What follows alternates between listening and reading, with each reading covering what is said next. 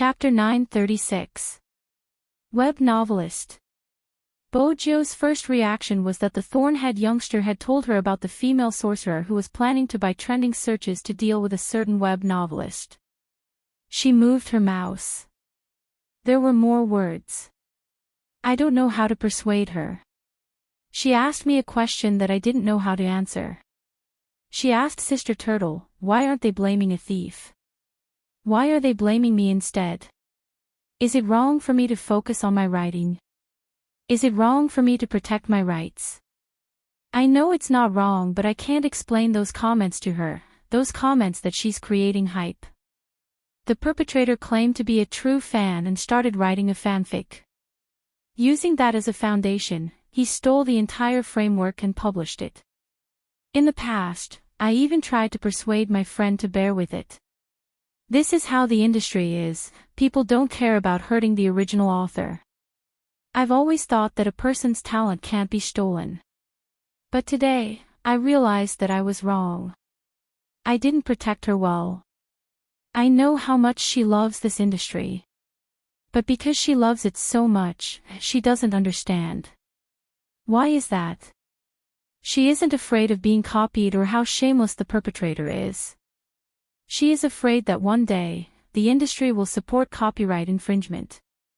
What about the people who want to write well? What should they do? They deserve to be stolen.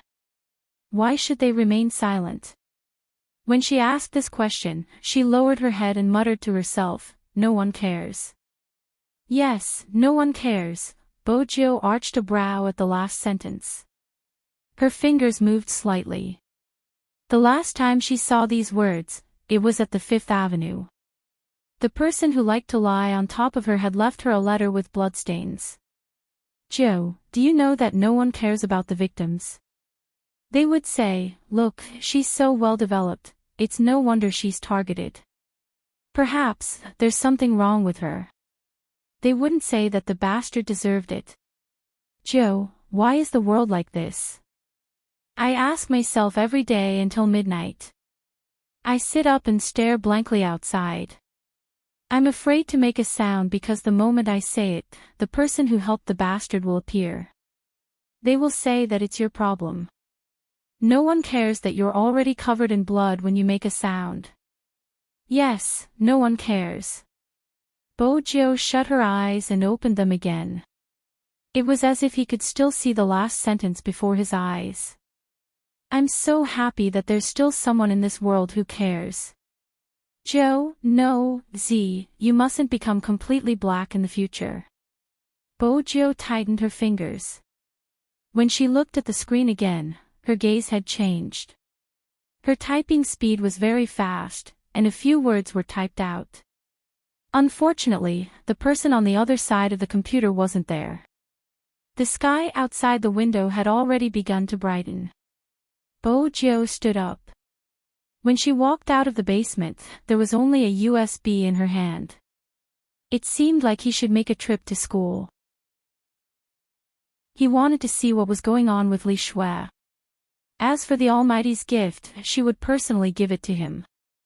Bojo lifted her lids and glanced at the clock hanging in the living room. Seeing that she wouldn't be able to sleep for another hour, she found a sofa to sleep. When the sun truly rose. When Chen Xiaodong came out of his room, he saw the young master in his school uniform sitting on the sofa yawning. Chen Xiaodong was stunned. Young master, aren't you training today? Training, go down. Bojo stood up, casually taking a piece of bread and placing it in her mouth. Then she lifted her slanted school bag and swung it behind her, looking very handsome from head to toe. When Chen Xiaodong saw his young master's attire, he couldn't even be bothered to eat breakfast. He hurriedly followed her out of the house. Ever since the regional competition, Bojo rarely appeared in school.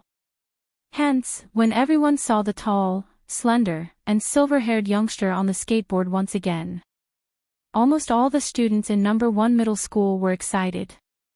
The only person who didn't welcome her was probably the security guard at the entrance. The moment this youngster appeared, he had to look at the top of the wall. He was alone, how could he see so many places? Besides, wasn't it a little too crowded today? The security guard tried his best to maintain his dignity, but waves and waves of people rushed over and attacked him 3 times. Every girl who ran over with her hands covering her face said, "Did you know? His Highness Joe came to school today." Really? Where is he? Where is my almighty? Please, that's my hubby. Stop arguing, isn't the National League Finals about to begin? Why does His Highness Joe have the time to come to school? Who cares about him? Since His Highness Joe is here, we should capture him alive and take photos.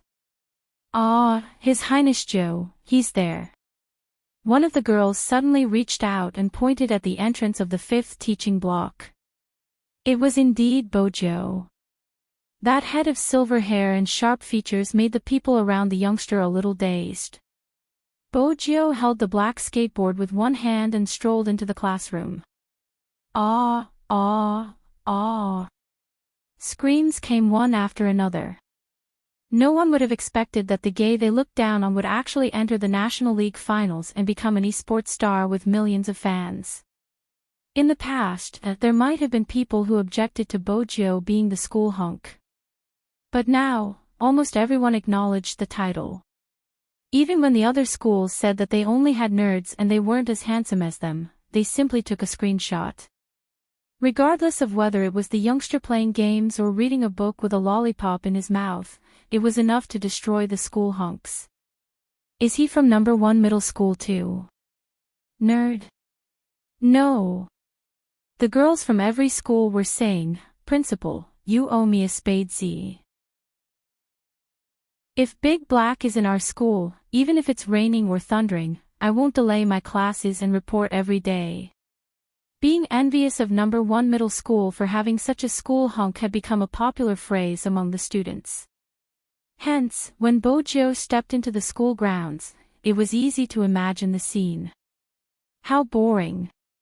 A girl in the crowd scoffed. She brushed past Bojo and sneered, "He's just playing games and has a slightly better face. Do they have to chase after him so much? Have they forgotten what he was like in the past?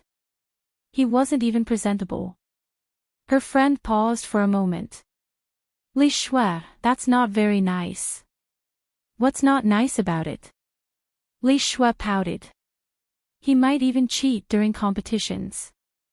I played with him previously and his skills weren't that good. How could he be a professional player?" "That's right." A few people who were close to Li Shui spoke up. "He doesn't qualify at all and has a fragile heart. I heard he can't stand his fans talking bad about him." Li Shui chuckled. "Isn't that the same as a certain someone? Alright, let's continue playing in the group tonight. My dad has already prepared everything for me. In the future, I won't just publish my book, I'll publish everything you guys have written. As for that person, I'll piss her off, ha ha ha." Did the people in the group notice? Notice what? They support me, and after finding out about this, they feel that the author has a fragile heart. She's the only one who feels aggrieved. I'm not in a good mood today. When we enter the group later, I'll get them to sing for me. These kids are easy to coax. Li Shui, you're really something. But I heard that the author isn't willing to give in. Are we really fine? Infringement of rights has to go through legal procedures. With my dad around, what's there to be afraid of? Once it's trending, I'll make sure she can't survive in this industry. Is that really fine? She has quite a lot of fans. What's the use of fans? Aren't they all on my side? Don't worry, we'll do what we need to do. I've done my research. It's fine, the environment is like that. What can she do? That's good. All 3 of them had a smug look on their faces. They were still thinking about how to piss the author off. Anyway, someone was helping them. Their current position was true fans who were slandered by the author. No one would think that they were in the same industry. The author was a fool. She was the one who insisted on saying it. Wouldn't she be going against them if she said it? She was really asking for it. But Li Shui lifted her thin lips. She was going to be an author in the future. Once her dad packaged her, she would become popular. Who would know who that woman was in the future? Oh right, if that woman still dared to cause trouble in the future. She would just say that she wanted to borrow her popularity. This was a trick that worked every single time. When Li Shui said these words, she didn't know that everything she said had been recorded. The person who recorded it wasn't anyone else but Bojo. It wasn't hard for Bojo to figure out when the recording had been placed on Li Shui's uniform. Brushing past her was enough to complete the task. Bojo listened to the sound coming from her phone. She sat in the classroom and glanced at the English teacher who had just walked in. She swiped her fingers and logged into her phone, intending to send the recording to Sister Turtle. Unexpectedly, the other side sent a private message faster than her. It's too late. What do you mean by it's too late? Bojo's fingers paused. There wasn't any other message. Until the end of the class. It was a voice message in tears. She couldn't take it anymore. She left. Bojo stood up abruptly. As she walked out, she typed, "Send me your phone number." Very quickly, a string of numbers appeared on the screen. Bojo called her directly. "Where are you?" "The police station." Sister Turtle's voice was heavy. "They said that she committed suicide and that she had something to do with the maiden sacrifice." Bojo narrowed her eyes. "The maiden sacrifice?" "Yes." Sister Turtle's voice was hoarse. "I don't believe that she would commit suicide. She could even endure chemotherapy. How could she not be able to endure such things?" Bojo didn't reply. She didn't know what to say. Her gaze was empty. Sister Turtle's sobs were getting softer. There was nothing else. It was just sobs. There was another sentence. "I don't believe that she would choose such a method to end everything. Why? Why did this happen?" In the past, when Bojo had hugged the corpse, she had asked herself the same question. How terrible had it been? Why had it ended in such a manner? Wasn't this world worthy of her nostalgia? Even if it was just a little. After that, Bojo had gone to see a psychologist. The psychologist smoked a cigarette and said, it's probably because she was too desperate. Bojo looked at her phone. Even at this moment. Someone had left a comment under the author's post. Are you the only one who feels aggrieved? Is there nothing else to write? Even if she really infringed on your copyright, you shouldn't have done this. Bojo shut her eyes. For a moment, she wondered why she was still so useless after so many years. Why had she allowed such a thing to happen in front of her? She hadn't been able to stop it at all. Why hadn't she become completely black? She could have lived happily like those people. That was Bojo's truest thought. Even if you were black. I would rather you be alive. But Bojo knew that some people wouldn't. They couldn't find a way out. They would rather understand or carry on with their lives. It wasn't a long journey from the school to the police station. Bojo saw Sister Turtle sitting on the chair, hugging her. Her tears couldn't stop. She didn't cry, but she just couldn't stop them. Sister Turtle looked at the youngster who had rushed over. She didn't know what she was saying. She promised to watch your competition with me. She said she wanted to see my idol. She wanted to see how good he was. She even said she would buy a dress with me. Her last sentence. Sister Turtle didn't finish her sentence. Bojo reached out and hugged the person whose shoulders were trembling. It was too painful to lose her. Especially when she had lost her best friend since young. That girl had once taught you to treat others well. But she had never been treated well in her entire life. Bojo clenched her fists tightly, her fingertips digging into her palms. Sister Turtle stopped crying but continued. She even cleaned the house. She said she wanted to show her mother that she was living well outside. Bojo glanced up abruptly. You're saying that she cleaned the house? When did she do it? Last night. Sister Turtle was immersed in her own emotions. Her reply was instinctive. But Bojo's questions were never instinctive. Who would clean the house before committing suicide? It wasn't logical. She didn't pause at all. Bojo walked to the side and dialed a string of numbers. The person who picked up the call was drying his hair. Water droplets flowed down his sharp chin. His bare feet were on the wooden floor. He was dressed in a cotton homewear. His features were clear and handsome. Gentle as jade, these 4 words were the most suitable to describe him. Who else could it be other than Hoshino? Bojo lowered her voice. Hoshino, I need you to help me check. Bojo's tone deepened. Hoshino placed the towel on the table. His beautiful eyes shone brightly. You think she didn't commit suicide but was murdered? Yes. Bojo didn't deny it. That's why I need you to find more detailed information to prove my theory.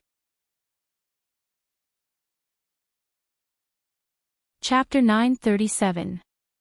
While Bojo had been speaking, Hoshino had already turned on the laptop screen. As soon as he said the word good, his fingers, which were tapping on the keyboard, suddenly stopped. This isn't that simple. I agree with you, she didn't commit suicide, but there's a video that isn't good for her. The video shows that she has a mental problem. Bojo walked further away. What video? I'll send it to you. As Hoshino spoke, he glanced at the comment below and added, Do you have something in your hands now?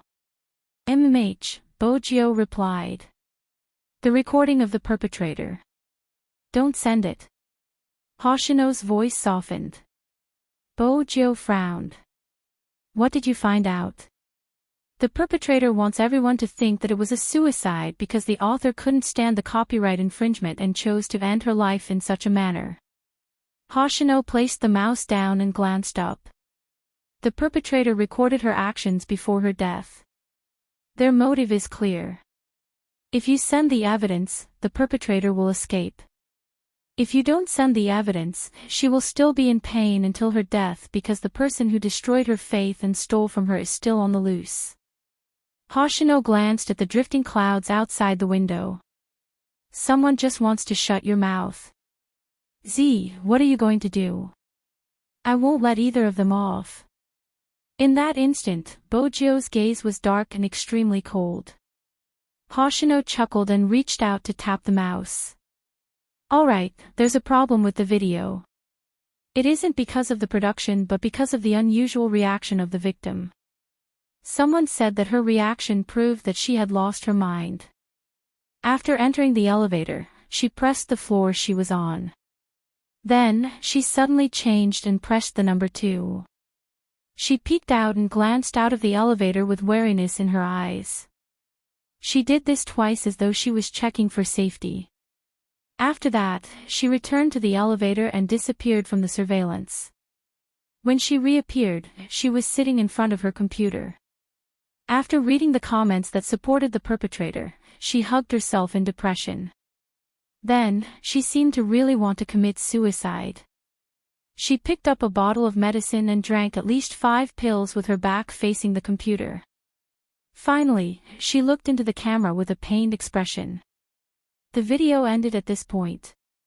There's one thing worth noting. No one would call their mother before committing suicide. But this person did. Even though she didn't speak much and wasn't in a good mood, it didn't seem like something a suicidal person would do. Of course, she could have been forcing herself. Then, she fell asleep and slept until the video was released and the corpse was discovered. Bojo's eyes dimmed. You're saying that the video was released before the corpse was discovered? Yes. Hoshino hit the enter key. She first posted a message on the internet and then started the live broadcast. When the police found her, it was already too late. Hence, to prove that she didn't commit suicide, we have to solve this mystery. Since she didn't commit suicide, why was there a live broadcast? With that, Hoshino stood up. We need that person to explain. She has to analyze the victim's actions and find a logical explanation. Bojo glanced up.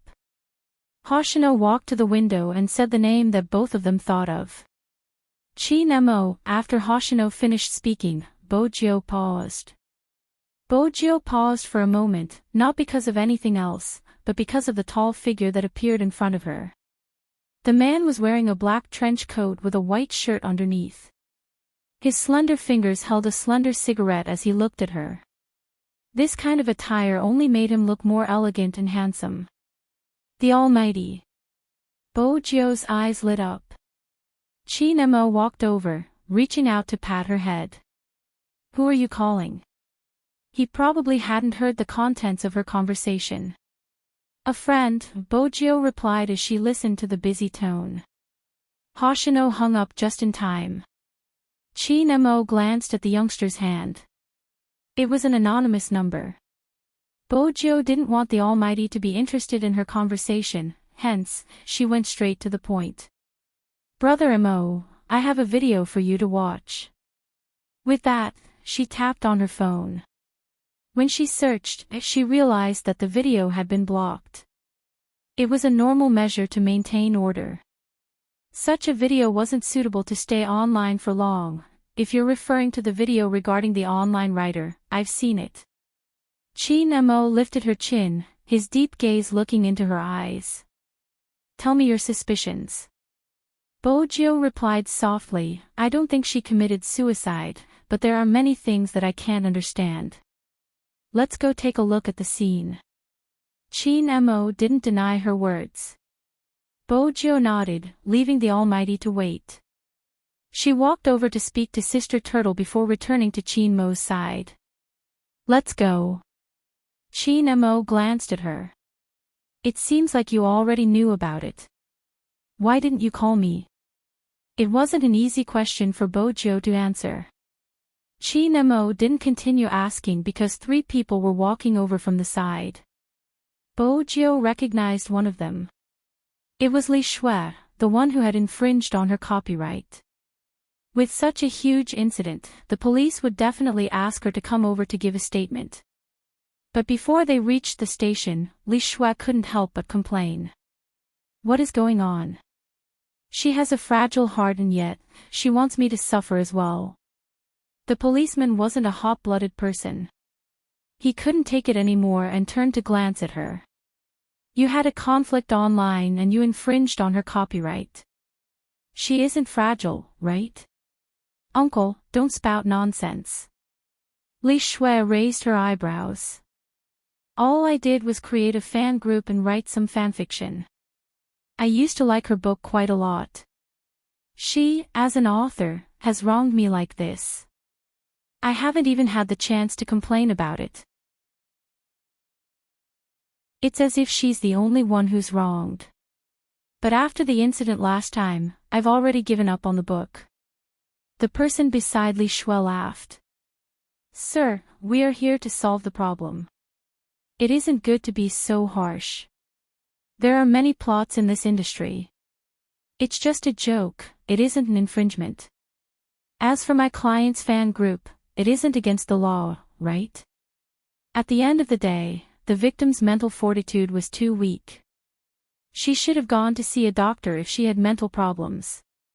Why did she end up losing her life? That's right. Li Shui wasn't wrong. The book she had imitated was selling well. It wouldn't be long before it would be released into a movie. She wasn't happy about this. Her fans are brainless. They keep finding trouble with me. I wasn't the one who asked her to die. You police should take care of them and stop them from slandering me. Bojo clenched her fists as she listened to them. She clenched her fists until her palms were red. Only then could she control the violence in her heart. The evidence in her hands was enough to make this person pay the price. But now wasn't the time. Because she knew very well what kind of comments there were on the internet. The victim was dead. The people were still talking. She really has a weak mental fortitude. It's better for someone with a fragile heart to stop writing novels. I saw Li Shui's novel. It's good.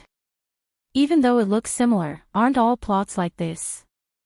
I was going to get her to apologize to Great Master Li Shui. She's so annoying. Now, she's finally quiet. I've seen the video. She's just a mentally ill person. Normal people wouldn't behave like her.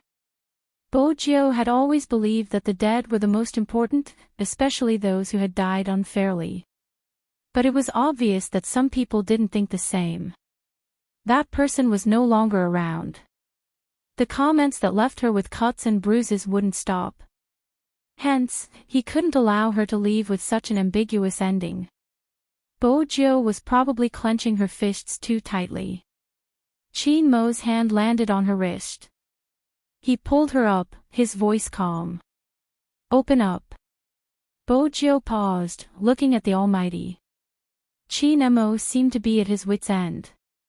He suddenly leaned forward, planting a kiss on her fist. This time, Bojiu opened up. It was a natural reaction. She hadn't expected such a move from the Almighty. Qin Mo watched the red marks on her palm. His eyes dimmed. I didn't know you had such masochistic tendencies. I just used a little more force. Bojiu was embarrassed. She found an excuse. I'm probably too good at fighting and can't control my strength. Do you know that person? Qin Mo tapped the youngster's palm. Bojiu shrunk in pain. Which one? The one who spoke. Qin Mo held the youngster's hand, holding it in his hand. Bojiu reluctantly allowed herself to be held by the Almighty. She didn't speak much. It wasn't like her usual self. Qin Mo glanced over, combining what he had heard and his understanding of a certain someone. You have evidence of this person. It wasn't a question. Bojiu paused before asking, how did you know? I can tell. Qin Mo glanced at her, his gaze unwavering as he walked forward. Why didn't you post it? Bojiu puffed up her cheeks. I can't post it. Seems like you're abiding by the law now. Qin Mo couldn't help pinching the youngster. Bojiu was dumbfounded. Don't worry.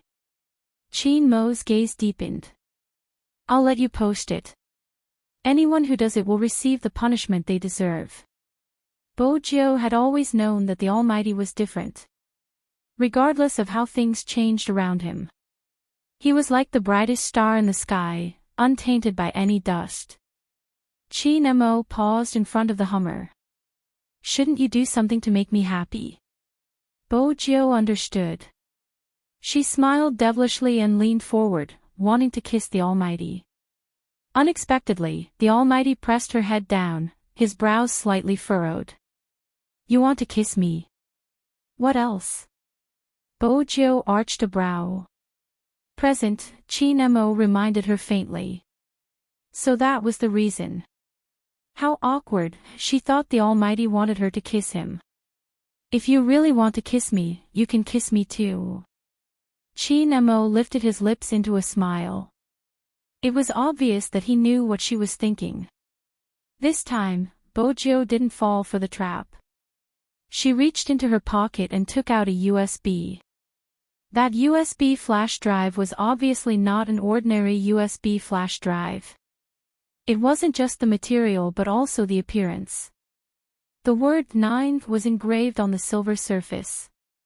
Pushing it to the side, it was an electronic cigarette lighter. This wasn't the only USB Bojiu had given him. In fact, as early as when she was young, the night before she left with her father, she had placed a USB drive like this on his cabinet.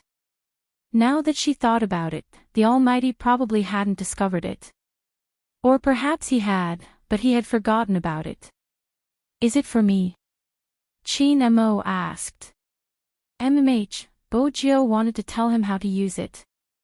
Chin Mo moved his hand to the side. Why? Do you want it back after giving me a present? No, Bojo replied. Other than the cigarette lighter, there's a second present inside. You can read it by inserting it into the laptop. Chin Mo smiled. It was a rare smile. It was like the sunlight shining through a bottle of mineral water. It was clean and beautiful. Bojo watched his smile, her heart skipping a beat. Hence, when Chin Mo kissed her, her fingers didn't react. It was a light kiss, as though he was eating a mint candy, slightly cold and sweet. She finally understood how those overbearing CEOs felt when they bought things for their mistresses. $1,000 for a beauty smile. That was probably it. But ever since they had boarded the car, the Almighty hadn't glanced at her. One of his hands was holding hers while the other was playing with the USB lighter. He must be in a good mood. Bojo's good mood was contagious, the viciousness in her chest dissipating. When the Hummer stopped in a small area, the Almighty held her hand and entered the elevator, pressing the floor of the deceased. But very quickly, he pressed the number 2 and walked out of the elevator. He glanced left and right before walking back. Bojo glanced up. The Almighty was recreating the scene himself. Chin Mo watched her, his voice calm. Many people think that her actions are a reflection of her mental state. Actually, that isn't the case. Bojo finished his sentence. Chin Mo pressed the button to close the elevator 4 times. What do you think is wrong with my actions? Panic. Bojo paused. She's afraid.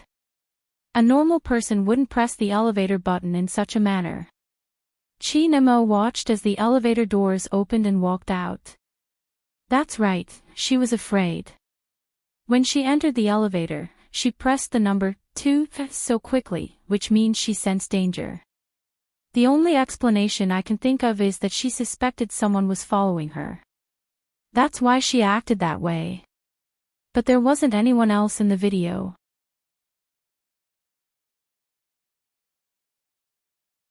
Chapter 938. That's not all. Chin Mo walked to the door, turning back to look at Bojo. There aren't any surveillance cameras in the entire corridor, which means even if someone really followed her, there wouldn't be any traces left. Bojo had noticed this as well. That was why it was so difficult to gather evidence.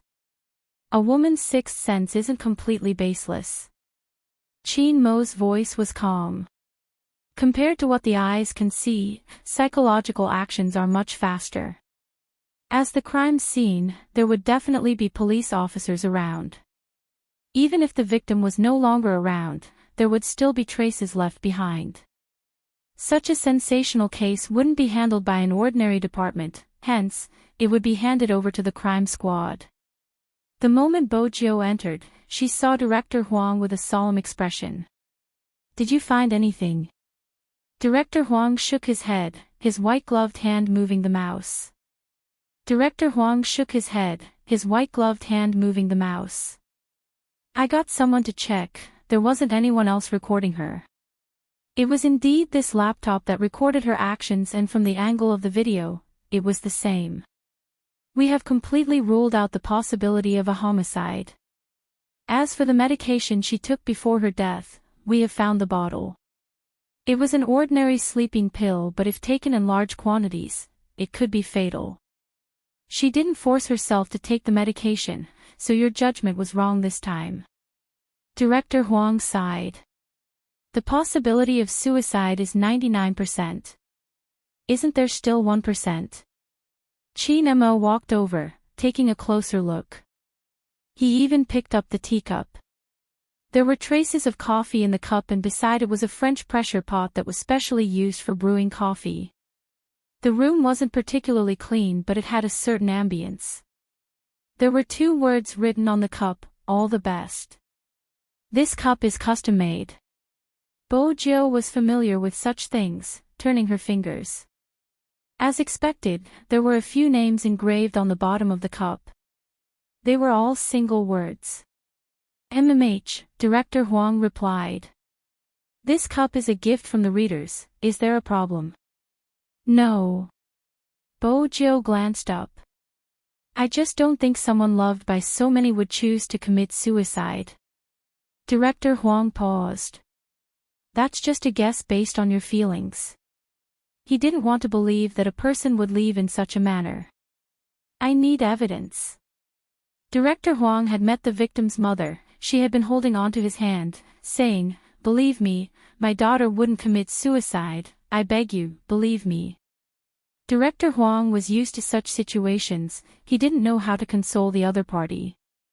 However, he had never seen such a mother who was so sure that her daughter did not commit suicide. Let him look for more clues. Because of this, he had been hesitant, even leaving the scene as it was. But he couldn't find any evidence at all. After the deceased came in that night, no one else came to this floor in the elevator. There were no surveillance cameras in the corridor, and all the clues came from the neighbors. However, the neighbor went to bed early. He was an office worker who worked from 9 to 5. He did not feel that anything was wrong. What about the neighbors? Qin Mo placed the cup down. Director Huang pointed to the room next door. "This is the second time he has to take a statement. He still has to work." That person was indeed very busy. He raised his hand to look at his watch, and his mouth was a little dry. "I've told you everything I need to say. I really don't know anything, and I didn't hear anything." Everything was normal that day, and there were no suspicious people. That was what Qin Mo and Bojo heard when they walked over. Qin Mo sat opposite the neighbor. "Other than that day, what about the rest of the time? Did you see anyone come looking for her?" "Just 3 to 4 times, the neighbor recalled. There was a woman with long curly hair who kept coming over recently. She was the one who opened the door. She should be her friend. But now that you mentioned it, I remember something. About 2 days ago, a tall and skinny man came out from her place. I have a feeling that he was a thief. It has been 5 to 6 days, and she even asked me if there was a burglar in the building. But I don't think it has anything to do with the case. Anyway, everything was normal that day, nothing happened." Qin Mo's hand stilled. "I understand, thank you for your cooperation. You can go to work now."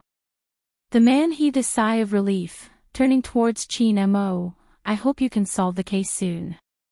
This person isn't bad. He would always greet me in the elevator when I leave.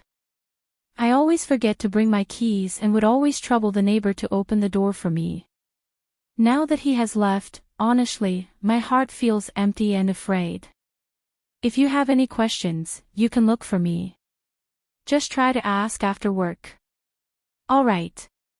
On the other side, Qin Mo closed his notebook. On the other side, Bojo had already called Sister Turtle. The first question she asked was, "Does she have a boyfriend?" Sister Turtle didn't need to mention who she was. Her voice was still hoarse. "No, she rarely writes or goes on blind dates. She doesn't have many male friends and they are all in her hometown. I tried to persuade her to find a boyfriend so she wouldn't feel so bad. All of them are in her hometown." "Did anyone come to Jiang City recently?" Bojo asked carefully. Sister Turtle wasn't stupid. "No, Spade, did you find something?" "A little." Bojo replied faintly, "It's not convenient for me to reveal, but as her friend, I would like to know more about her daily interactions and what kind of person she is." Sister Turtle seemed to relax slightly. Sister Turtle seemed to relax a little. She has a lot of friends, but under normal circumstances, she would not talk about herself. After all, whatever she has encountered is related to her work. Not many people in real life know her pen name. This is probably a characteristic of us writers, where the internet and our lives are separated. It's just that this time's injustice was too much of a blow to her. She has thought about stopping writing like me. To be honest, everyone has a time when they can't hold on anymore, but I don't believe that she would commit suicide. You know, Spade, she said that she always believed that justice may be late, but it will never be absent. Bojo froze. As for what kind of person she is. Sister Turtle's gaze wavered. Take a look at her writings. When Bojo heard this, she glanced over. The Almighty was already seated in front of the computer, his right hand moving the mouse. He was reading a story, a Word document left behind by the computer owner. After Bojo hung up, she walked over. The Word document was automatically saved. Since the laptop hadn't been closed, the cursor hovered at the position. It was the position where she had typed her last words. It feels like I'm living in hell, perhaps a place scarier than hell.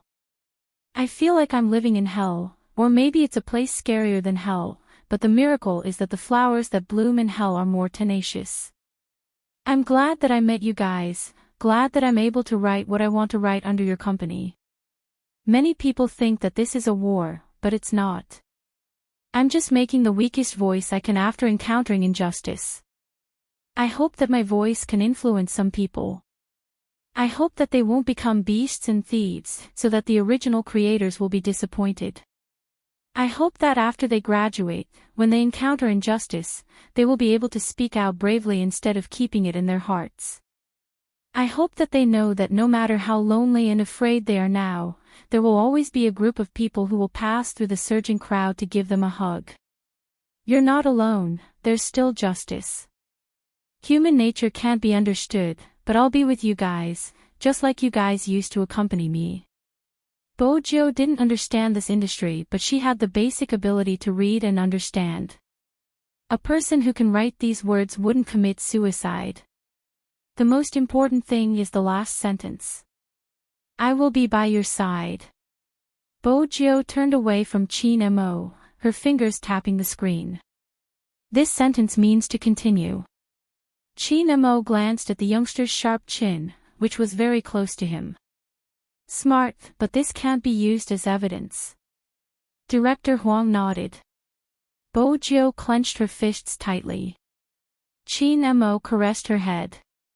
But no one would have the mood to drink coffee before committing suicide. Besides, we can confirm that our previous guess is correct, someone is approaching her.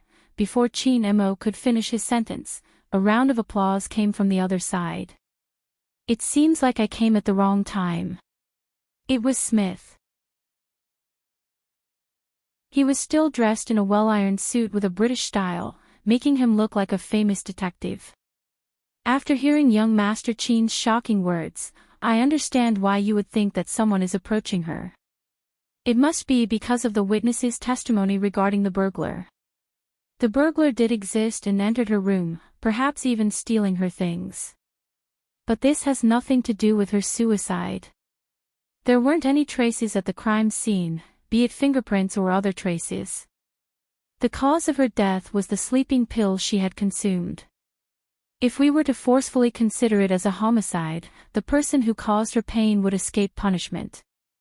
However, China doesn't seem to have a specific law in this aspect.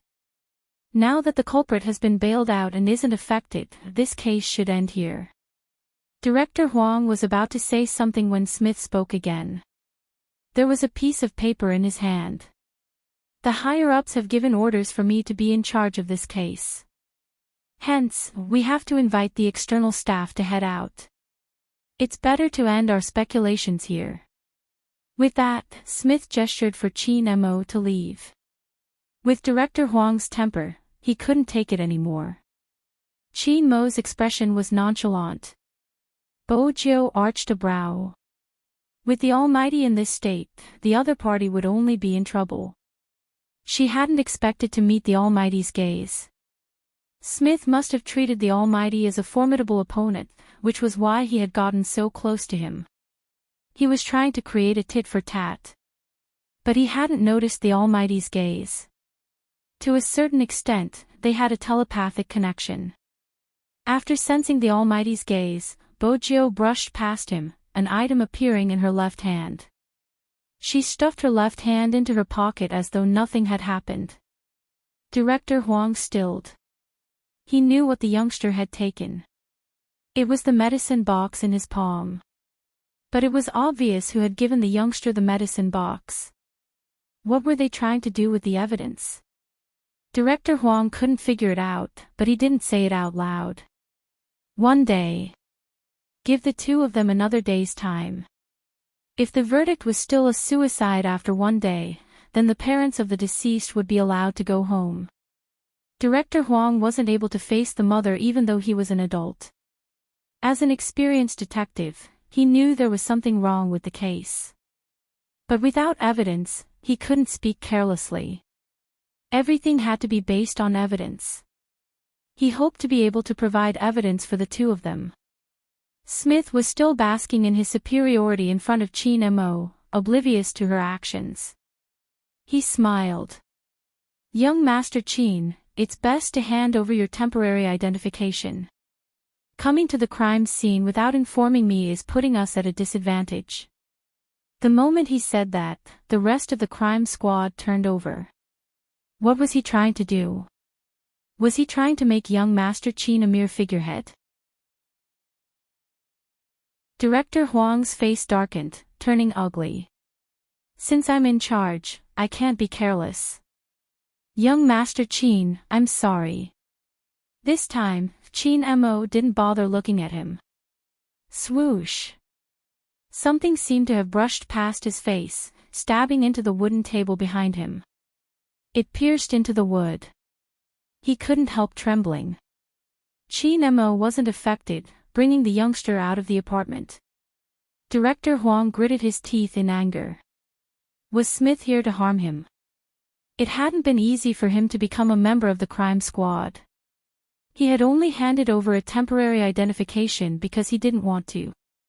Now that he had thrown the identification back, it would be hard to get it back. Smith, if he wasn't stupid, then there was something wrong with him. Director Huang's eyes dimmed. Could it be him? The spy who had been discovered when Chin Mo had approached the drug dealer. He couldn't be sure, hence, he had to observe. Smith didn't seem to be acting strangely. At this moment, Bojo and Chin Mo got into the car. Bojo opened her palm. It was a bottle of medicine, evidence from the crime scene. You suspect there's something wrong with the medicine?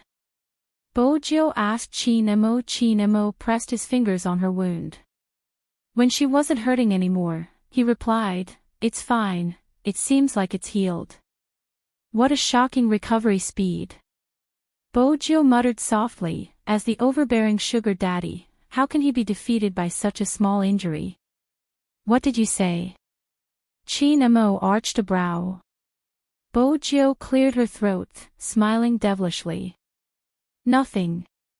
The Almighty's ears were really sharp. Is that so? Chin Mo asked slowly. Why did I hear the words sugar daddy? Bojo replied seriously, you heard wrongly. Chin Mo glanced at her nonchalantly, especially when she looked so serious. He wanted to pinch her. Chin Mo reached out to pinch her face, lowering the bait. Do you want to hear my analysis? Of course. Bojo knew the Almighty must have found something. Chin Mo retracted his hand, his face noble. Then let's be honest. Bojo asked, am I being dishonest? The Almighty replied, you haven't taken the bath you promised.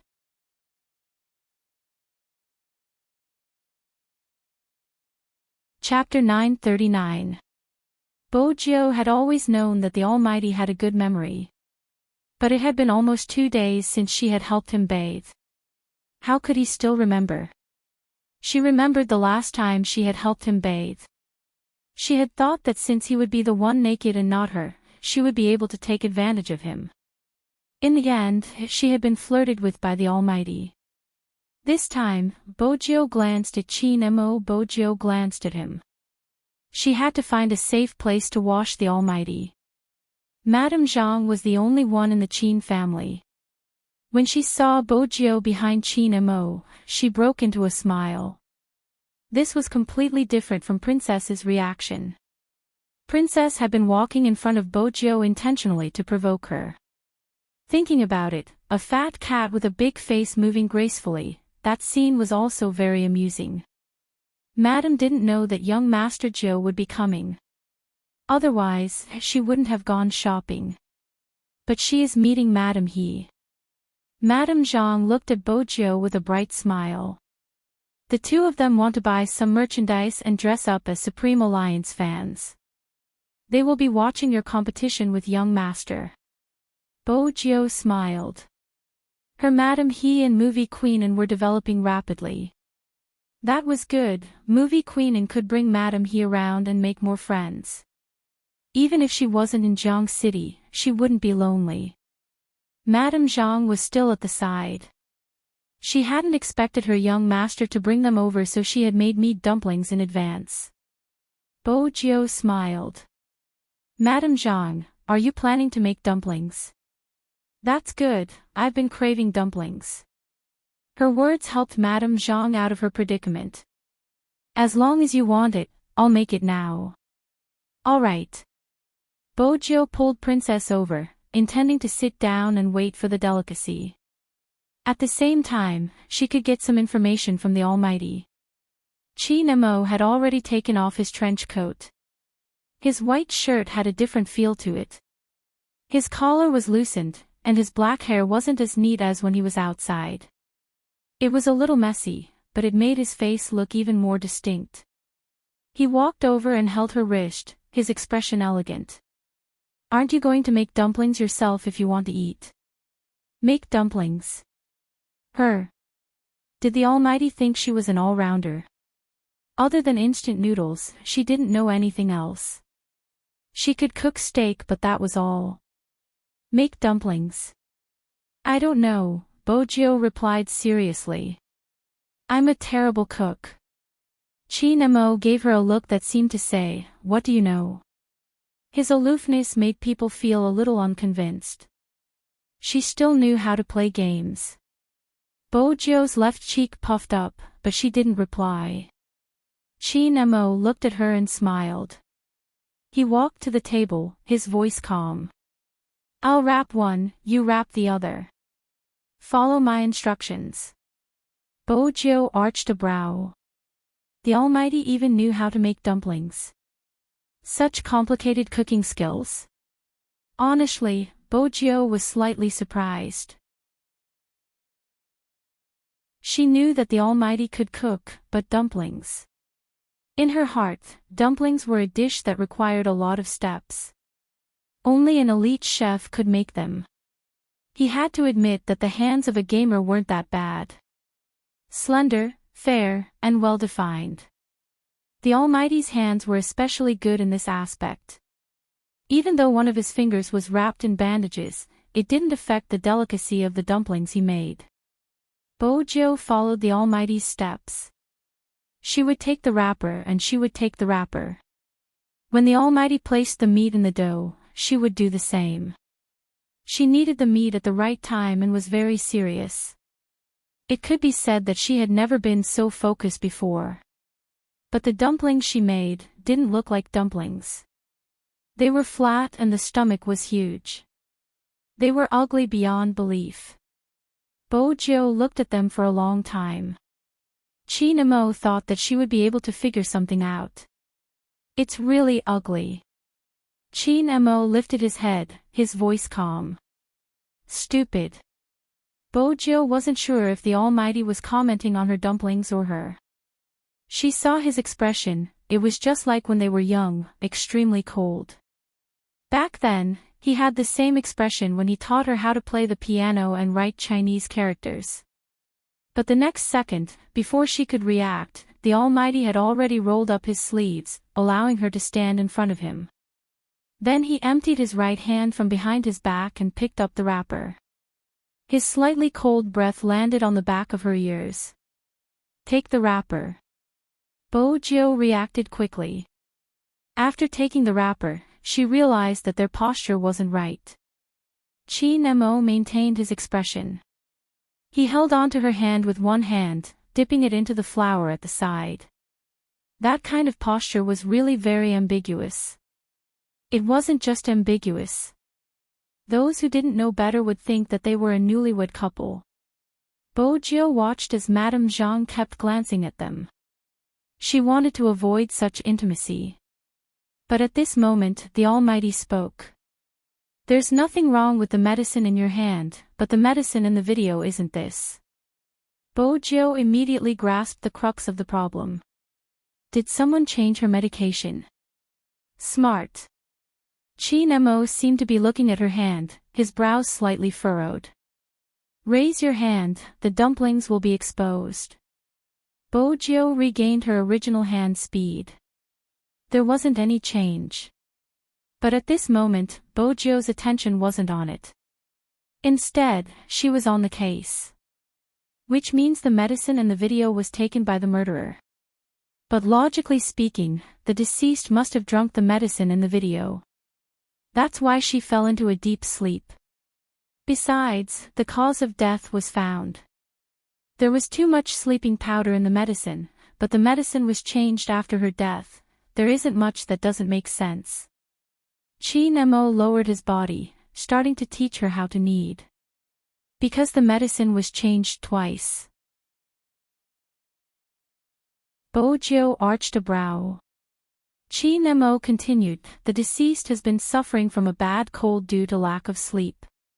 Coupled with the depression, she hasn't recovered yet. Under normal circumstances, it would be a cough and pharyngitis. She has been taking medicine every day. Actually, it isn't strange that she took the medicine that day, but she didn't know that the medicine she drank wasn't anti-inflammatory and cough medicine, it was sleeping pills." Bojo's thoughts were always clear. "You mean an acquaintance committed the crime? Because only acquaintances would know her daily routine so well, right? But she didn't have any acquaintances around her." "Initially, I thought it was an acquaintance because only an acquaintance would know when she went out and could create the illusion of stalking her, making her feel uneasy." Nemo's gaze deepened. "After hearing the neighbor's testimony, I started to have other thoughts. This is a case of magic tricks." Bojo pinched the corner of the dumpling hard. "A case of magic tricks? What do you mean? Have you seen Magic Thieves?" Nemo furrowed his brows again. His elegant face was filled with a strong sense of abstinence because of this action. Why was the makeup still so ugly? Bojo was rather satisfied since the dumpling could stand up. But when she caught the Almighty's gaze, she took a second look at the dumpling in her hands and the one he had wrapped. Beauty and ugliness were instantly revealed. In order to prevent the Almighty from making her wrap it again, Bojo placed the dumpling down and picked up the second one. "Of course I have." She paused. "The closer you are, the easier it is to be distracted. Magic tricks rely on distraction to complete the miracle. There's more. The first magic trick these people did wasn't random, it was a chosen one. It was the same for the victim this time. The murderer had chosen her from the start and got to know her bit by bit. After getting to know her habits, he started to make his move. That way, a well-planned murder turned into a suicide that would become a hot topic." Bojo's breath brushed past her ears. "That's right." Bojo nodded. Madame Zhang hadn't wanted to disturb her young master and young Master Zhou since they were so close. But when she heard the word suicide, she couldn't take it anymore. "Young master, are you referring to the news on the internet today?" "No, it's a pity for the girl. I heard she was still young and yet, she's gone just like that." Her family must be devastated. The most infuriating thing is the comments from passers-by. They even said she was trying to get famous. Where did they say that? Bo Jiu asked. Madame Zhang wiped her hands, pulling out a phone from her apron. It's all here, I was just looking at it. Bo Jiu took Madame Zhang's phone. It was a forum that had been created by the fans of the deceased. Yet, a bunch of analytical emperors had appeared. If you want to commit suicide, just commit suicide. Why did you have to let everyone see it? I feel that she just wanted people to notice her, that's why she created such a video. After her death, the topic would naturally become a hot topic. I don't mean to disrespect her, but the truth is that she did it. Her popularity has increased and the statistics are there. Also, her fans are interesting, didn't they just write about her? Didn't they just write similar articles? They just won't let go. Anyway, as a passerby, I just want to give you 2 words, hee.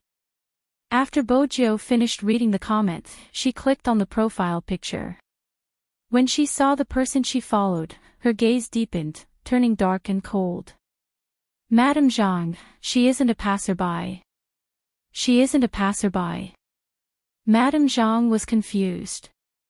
Bo Jiu replied faintly, the person she followed has the profile picture of the violator, it's obvious that the violator knows her.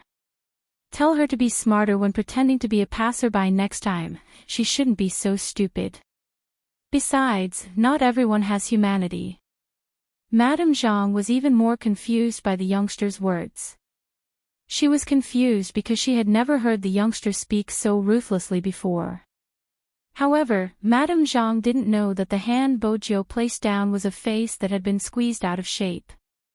This meant that a large portion of the viciousness had been transferred to her palm. Because Bo Jiu knew the source of such comments. Li Shui. At this moment, Li Shui had already returned home from the police station. She wasn't in a good mood since she felt that this was all because of the original author. She opened her WeChat moments. They were all fans she had gained from the original author. She said, I'm so annoyed. Little fairies, can anyone sing a song for me? The WeChat moments immediately became lively. Someone else said, I'm annoyed too, this news is endless. Who can the author blame for her fragile heart? It's good that she's dead. Stop talking, the situation is tense now. Li Shui was smart and quickly stopped those people. Most of them were students. Soon, the topic shifted to homework. In reality, who died and how she died had nothing to do with them. It was understandable. After all, not everyone wanted to distinguish right from wrong and not everyone had a heart of compassion. But it was good that she was dead. How could she turn around and say that she was a true fan who had been wronged by the original author? This was no different from pretending to be a sanctimonious scumbag after raping someone. It was a piece of cake for Bo Jiu to sneak into this circle. The moment she found out about this matter, she had already snuck in. But the more she understood, the more she couldn't control the anger that surged out. She understood how human nature worked. But this time, she had to tolerate it. She was thinking about the consequences. The consequences of the evidence being made public. The deceased would be judged to have committed suicide. The real murderer wouldn't be found. But no one understood. In this case, there were 2 murderers. If the person who took the deceased's life was the first murderer, then the second murderer was Li Shui. The second murderer was Li Shui, the one who violated the copyright. The first murderer was easy to deal with as long as she was caught. The second murderer didn't have to bear any responsibility. Others could just say it and it would be over. Her family was rich. After the robbery, she could still publish books when it was time to publish and be happy when it was time to be happy. The one who couldn't be revived was the original author. Bo Jiu clenched her fists, her lips pursed into a straight line. Her gaze was intense. That kind of gaze should not belong to a high school student. Filled with darkness. In that instant, even Auntie Jean could sense the youth's change. He glanced at Bojio's face and reached out to pull her back. His voice was deep. You can't make dumplings. Why are you venting your anger on yourself? Bojio was pulled back from her thoughts, probably because the aura behind her was too obvious. The person who spoke was clearly not very gentle. But the Almighty seemed to be such an existence. When she was about to become an evil dragon, he would always pull her back. The dumplings were still being made. But this time, the two of them were even closer. One more thing. After I figure it out, the case will be solved. Chi Nemo tilted his handsome face. Even his voice was much more magnetic than before.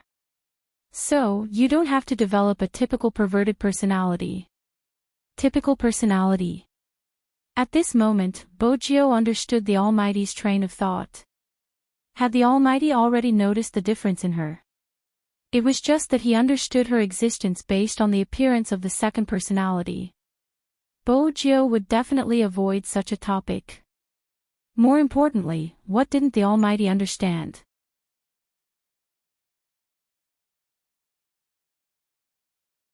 Chapter 940. Perhaps there isn't anyone here. Bojio's gaze changed. She walked out of his embrace, her face filled with energy.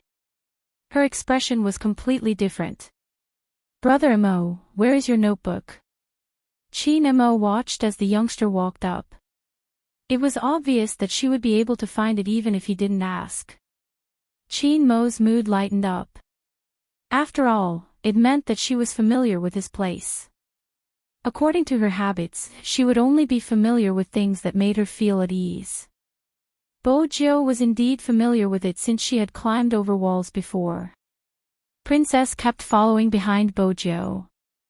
In Princess's heart, this odd-looking youngster liked his master's things a lot. His master was even weirder. After this youngster touched his master's things, he didn't seem angry at all. Instead, he seemed rather happy. Unlike him, every time he stretched out his claws to touch his master's teacup, a cold glare from his master would pierce through him. Was this the difference between being a cat and a human? Princess was indignant. He started to bite the youngster's pants. If you are so capable, turn into a cat too. Let's fight. This time, Bojio ignored him. Usually, she would have used force to suppress him. She dragged the cat into the bedroom and opened the laptop on the study table. She turned it on, entered the password and entered the computer page. At this moment, Chi Nemo walked over. He reached out and pinched Princess, throwing him onto the sofa at the side with a cold expression. After a meow, Princess calmed down immediately. Even though his master was usually gentle to him, he would still be anxious when he went missing. But when it came to disciplining him, his master's methods were even more tragic than that youngster's. From now on, he would just be a quiet cat. The crisp sound of the keyboard was like a rhythmic beat. Bojio's fingers were fast. Since she knew the password, it was easier for her to operate. Chi Nemo watched as the chat boxes kept popping up on the screen. He arched a brow. There was an image on the screen. It was an image of an internet cafe. He could clearly see someone sitting there eating instant noodles. He didn't forget to use one hand to type. He was a typical internet addict.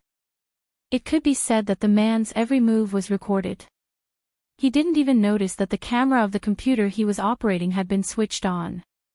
He was still shouting at the other person. I'm asking you, are you convinced? If not, let Daddy beat you up again. Did he have the same hobby as a certain someone, asking others to call him Daddy? Or were all high school students like this? However, when a certain someone asked others to call him Daddy, his white canine teeth would be revealed, and he would have an evil smile. It really did feel a little like that. Chin Mo arched a brow. It was rather interesting.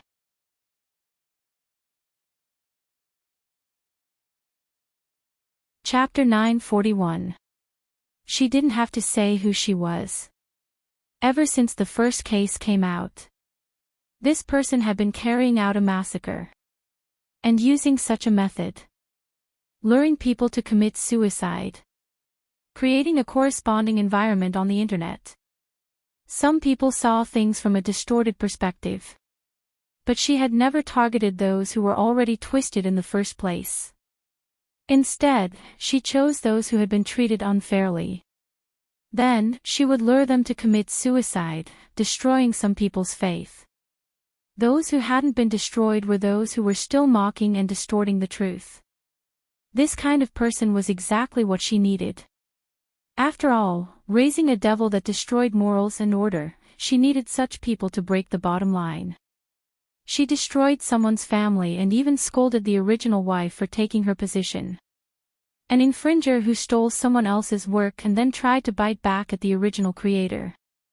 She supported the mistress, supported the theft, supported the passers-by who were outside the moral and legal boundaries and distorted the truth.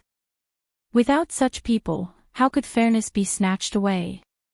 It was said that if you wanted to destroy a city, you had to destroy the faith of the people. Good people would be accused of being white lotuses. Evil people would be comforted when they did something wrong. If that was the case, they would really go to hell. Bojo had always known that this world wasn't fair. Hence, she wanted to create fairness. She knew better than anyone else that life came from selfishness and indifference. But today, there was a person who was violated. As a witness, you supported the perpetrator. One day, when you were violated, you would be treated the same way. Bojo narrowed her eyes. The order of the hacker world. It protected the true identity of every hacker and at the same time, it wouldn't harm anyone's life. This was the principle. It was obvious that the person who impersonated her was just enjoying the massacre. Such a person used her name to do things. Did she ask for her opinion? This is the second person in the maiden's sacrifice, Chin Mo said. Chin Mo's voice rang out. His side profile was still elegant and handsome. But the sacrifice wasn't within her control. She changed the luring from suicide to murder. But in order for the maiden's sacrifice to affect others, the main character of the maiden's sacrifice had to commit suicide. That was why there was that video and the fake suicide scene. Perhaps this isn't the only video. How many people are waiting for the continuation of the maiden's sacrifice is still unknown. Take the student from number 1 middle school for example. All her experiences were recorded by someone. It should be the same this time.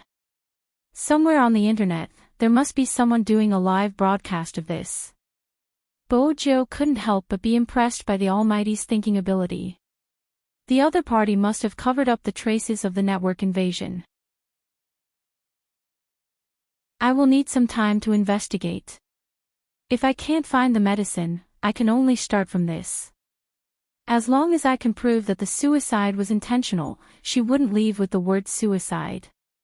Perhaps, to others, it doesn't matter how she died, but to those who liked her, it was important how she left. Such a strong person, even when she was in extreme pain, she was still fighting against the devil of illness. Even at the end of her life, she was still telling those who loved her to turn their hearts towards the light. Just like that person who liked to lean on her shoulder. Just like that person who smiled brightly at her.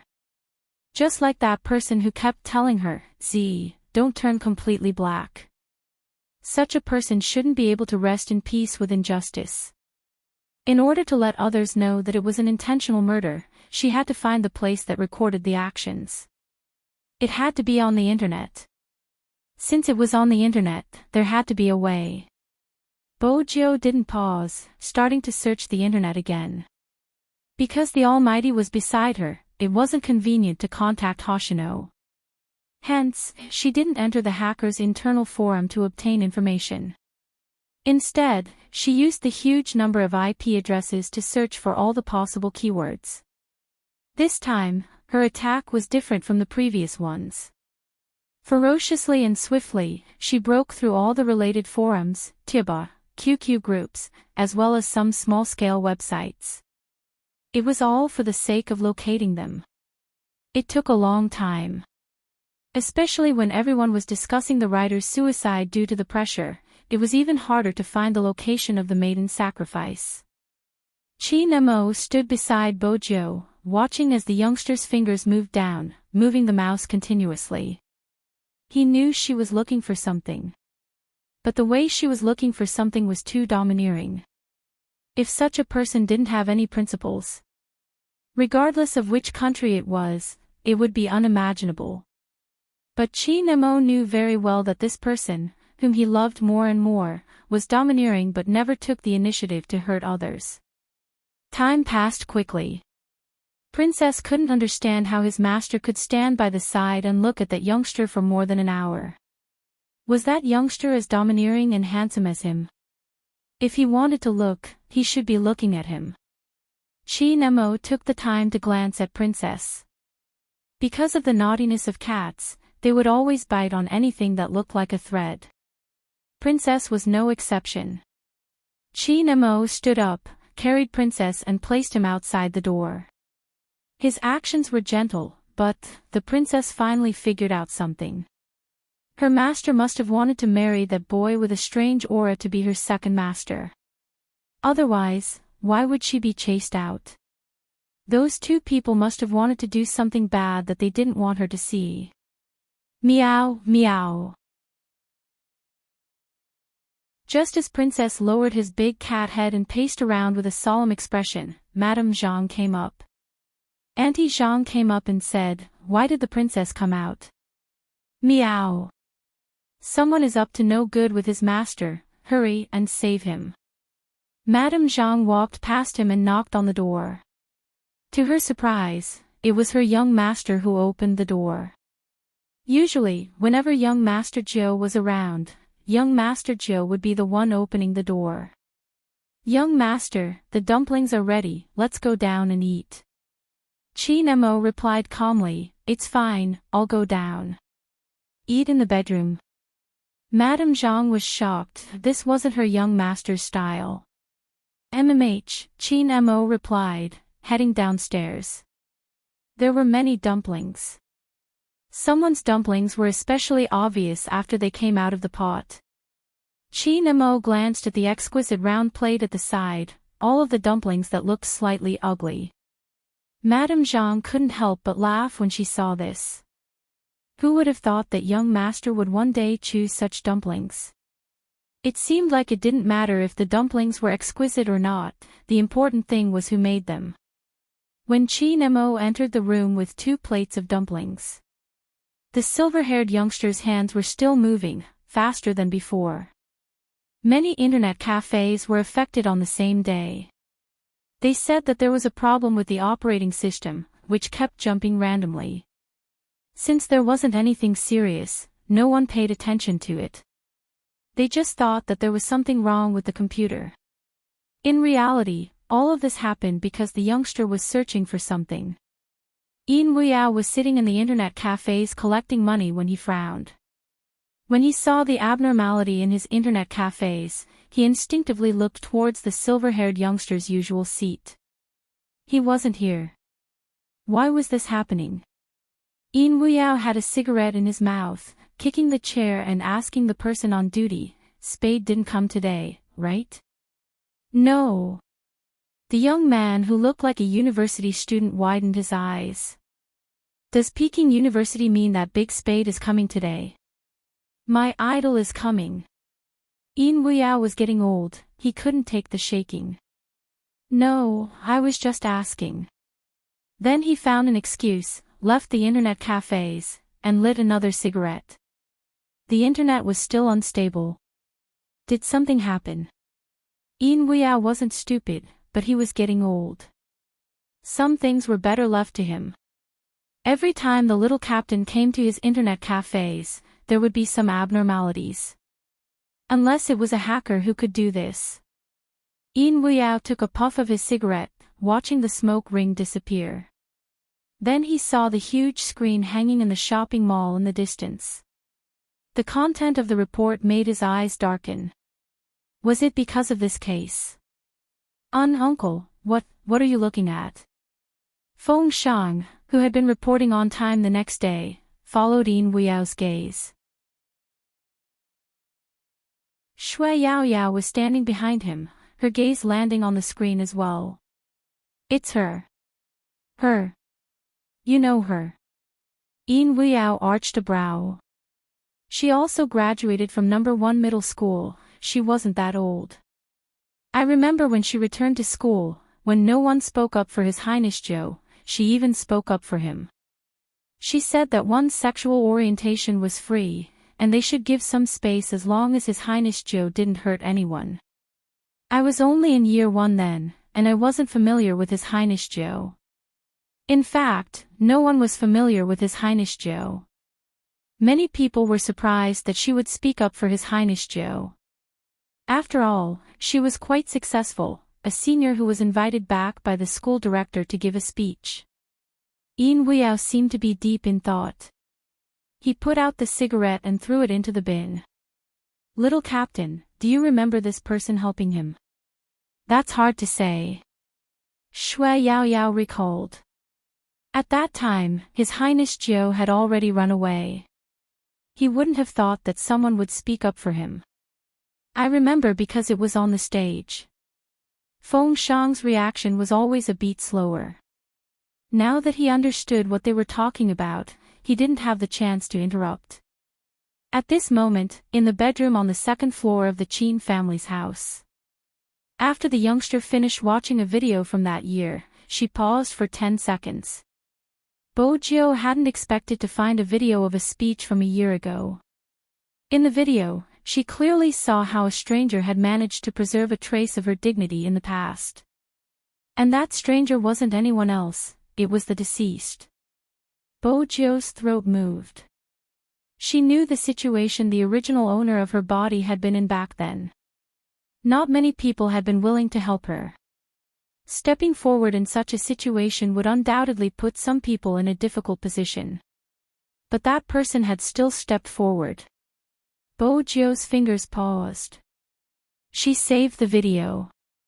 The next moment, her fingers moved even faster. This time, she moved her fingers, taking out the golden electronic cigarette lighter. She pushed it upwards, turning it into a USB drive. She plugged it into her laptop and used the password Z, activating her privileges as the young lord of the hacker world.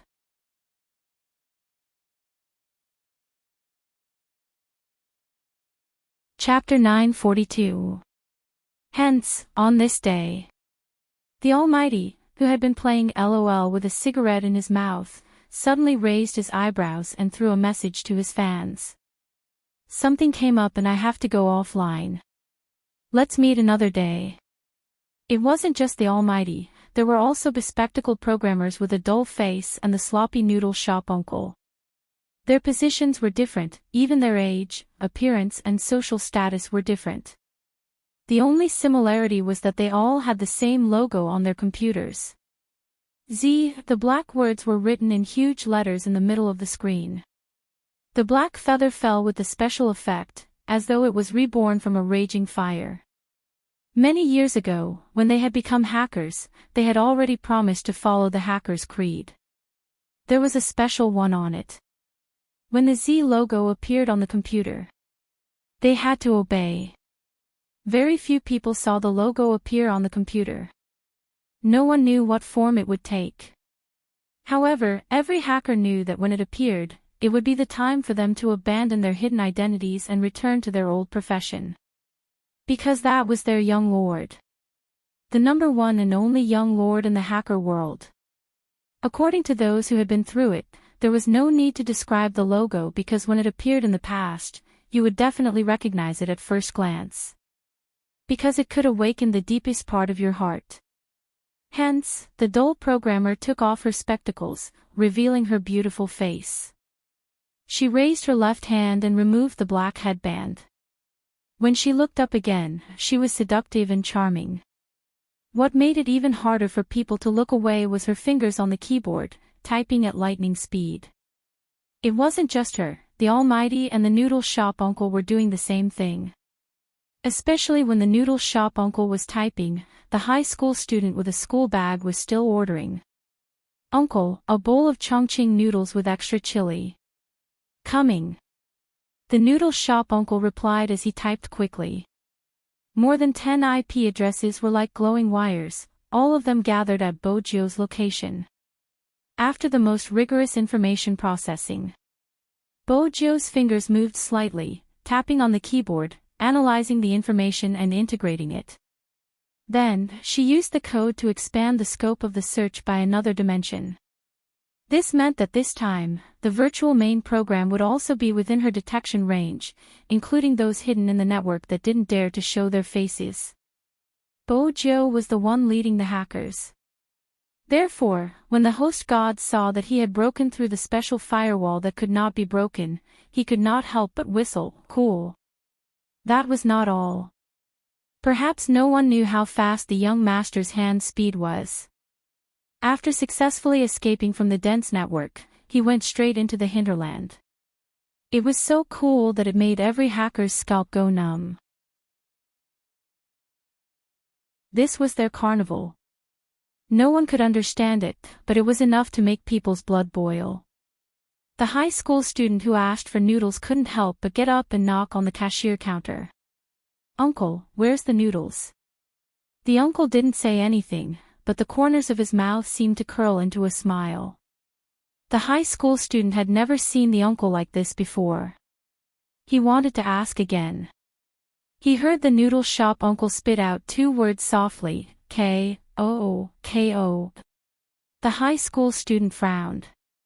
He thought to himself, "I asked you to cook noodles, but you're still playing games. That's not right, uncle." Just as the high school student was about to look at the computer page, the noodle shop uncle tapped his index finger lightly and pressed the space bar. The noodle shop uncle tapped his index finger lightly and pressed the space bar. When he raised his head again, he had already returned to his usual sloppy appearance. "You want some Chongqing noodles with extra chili, right? Coming." "You." The high school student swallowed the words he wanted to say. Forget it, he could still wait for a bowl of Chongqing noodles. The high school student was none other than the thorn-head youngster, the eldest brother of number 2 middle school. This was originally a noodle shop that was opened between number 1 middle school and number 2 middle school. He usually hung out with his father and really didn't pay attention to the specific news on the internet. When he sat down again, he raised his head and looked towards the small screen in the shop. He was completely stunned, his head was buzzing.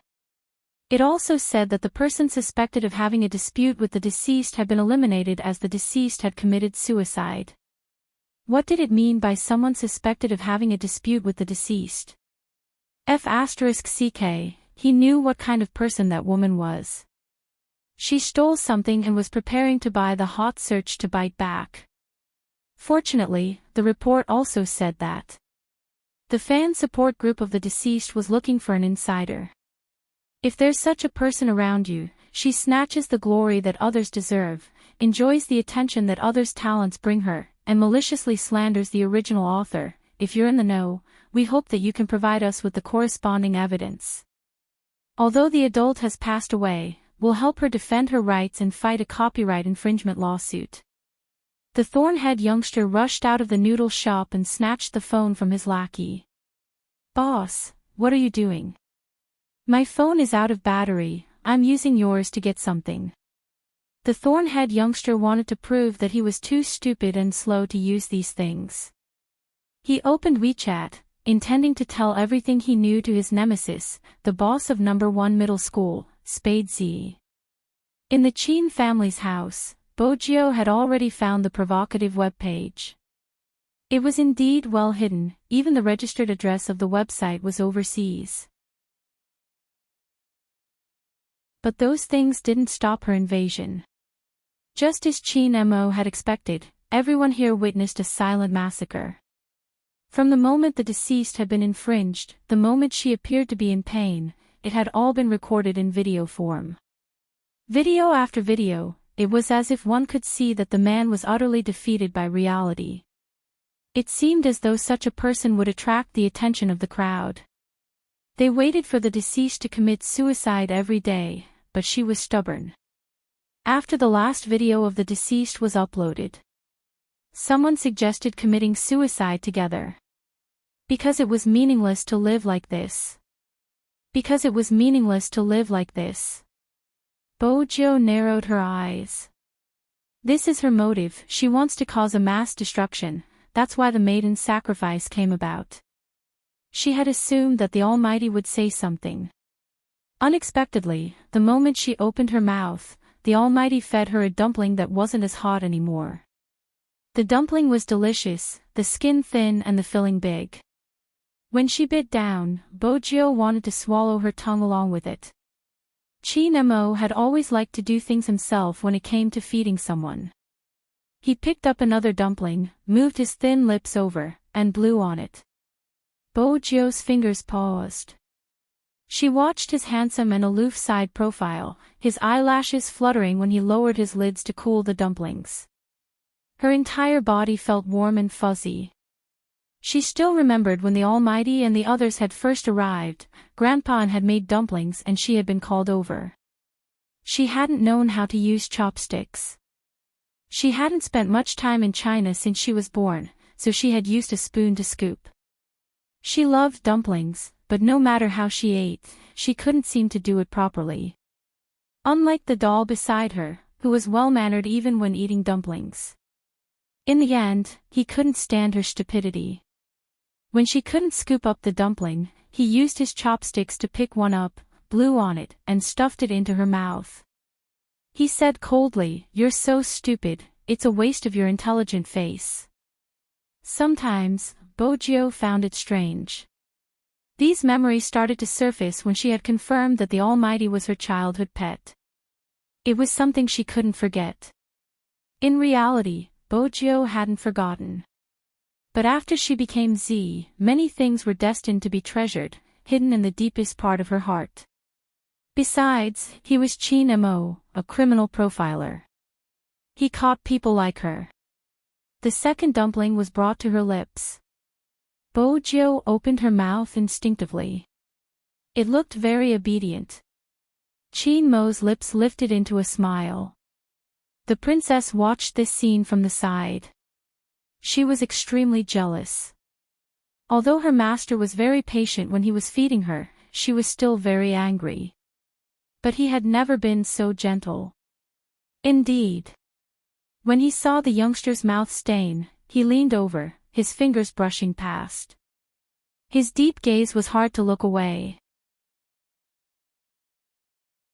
They were sitting shoulder to shoulder. Because of Chin-mo's actions, they were very close. Even when she was eating the dumplings, Bojo could smell the Almighty's scent. The sun shone down. Just like that, Chin-mo fed the typing youngster a dumpling and ate another one himself. Both of them were good-looking and the scene was very pleasing to the eye. Madame Zhang, who was standing outside, didn't send anything else in. Bojo noticed the dumplings on the plate. Half of them were exquisitely wrapped and the other half were in different shapes. But the ones the Almighty fed her were all beautiful ones. The rest were all crooked and ended up in the Almighty's mouth. As for the dumplings that were out of place, it was obvious that she was the one who made them. Bojo's expression changed immediately. She watched as Chin-mo ate the fourth dumpling. Is it delicious? Usually, at this moment, her close friend would say it was delicious to coax her overbearing CEO. But the Almighty never followed the script.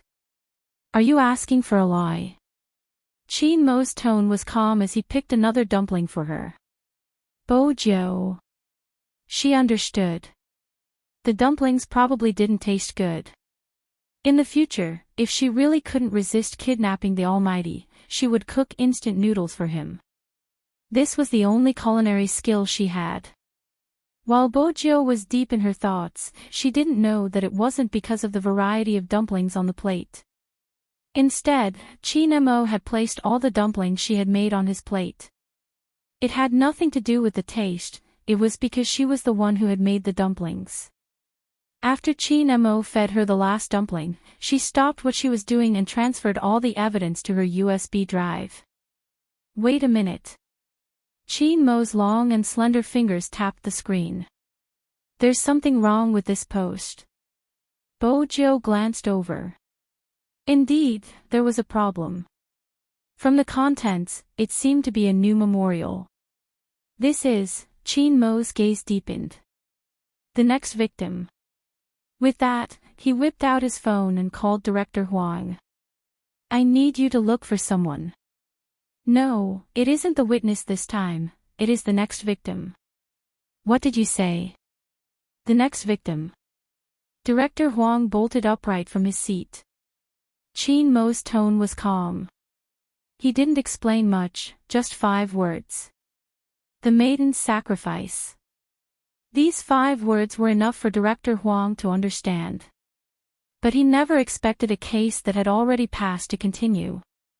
A chill ran down Director Huang's spine. What did you find?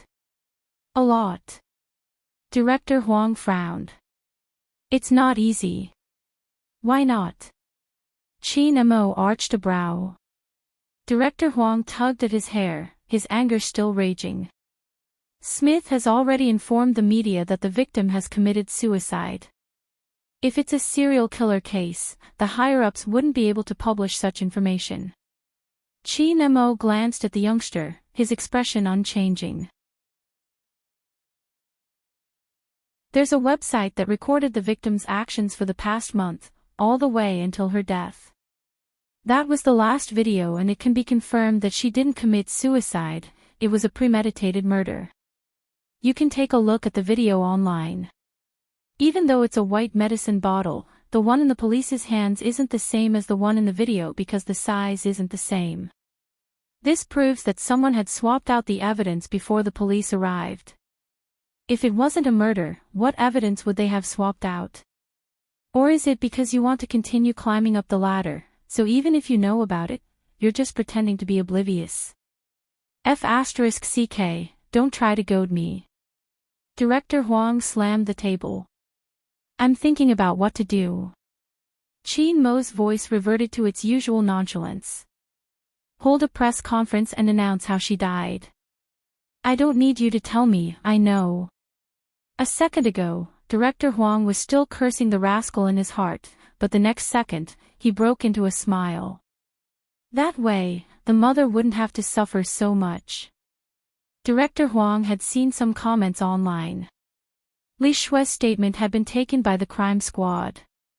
When he heard Li Shue say, "This has nothing to do with her, she committed suicide because she couldn't take it," Director Huang finally understood why the mother had cried.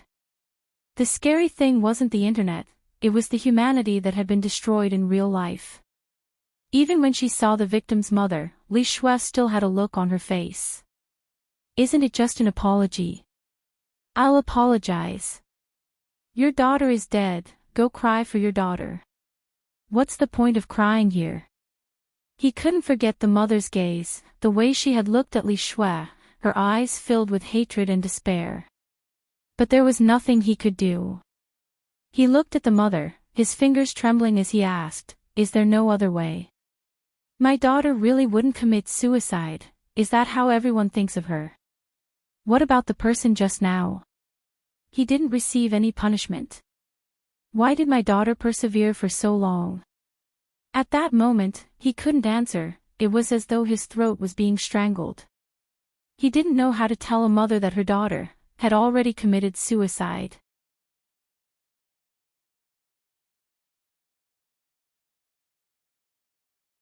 Chapter 943.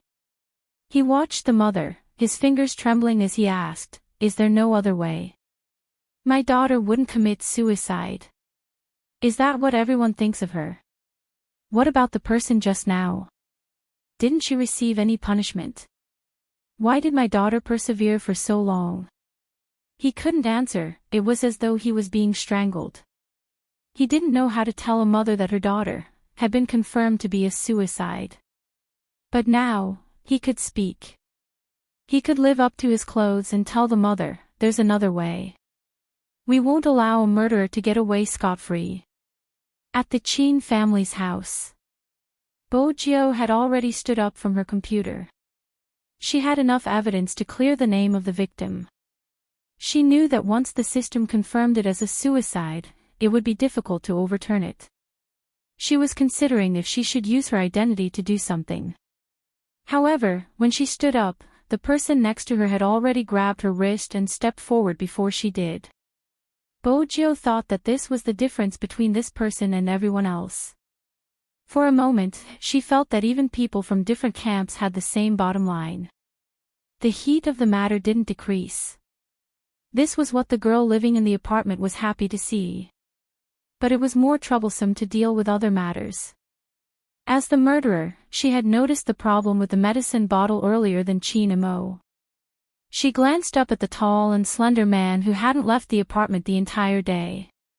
She pulled open the drawer and took out a bank card. Hide abroad for a few days. I'll inform you once things have settled down. The tall and slender man was confused. Why are you asking me to leave so suddenly? Isn't everything going according to our plan?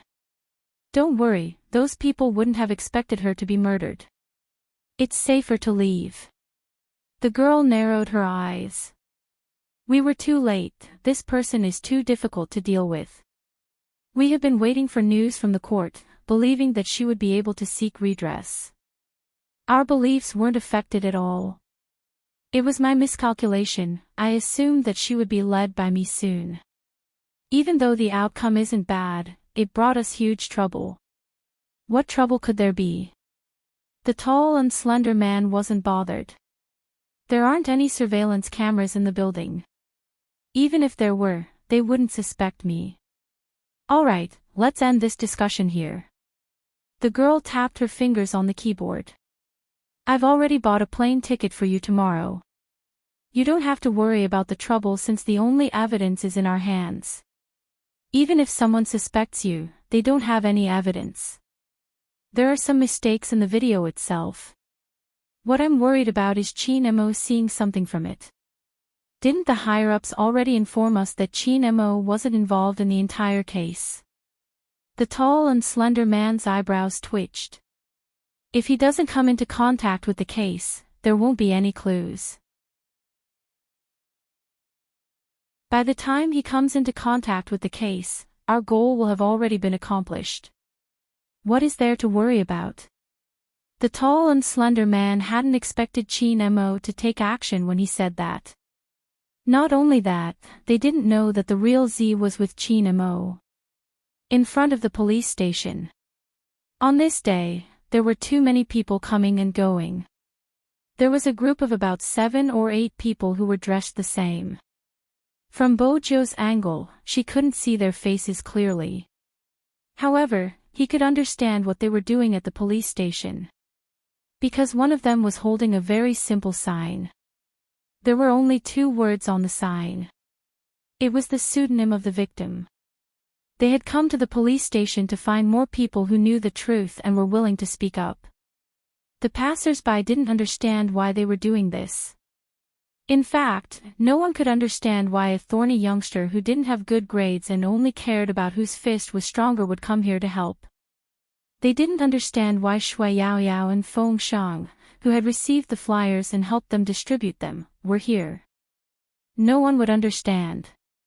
Uncle Ian was sitting in his cotton car. He had been smoking when he saw the selling spot nearby. He pushed open the car door and got a bottle of mineral water. He carried it over his shoulder and distributed it to the people who had never given up on seeking justice for the victim. Those people weren't just anyone. They were the readers of the victim. There weren't many people here. But everyone's eyes were bright and resolute.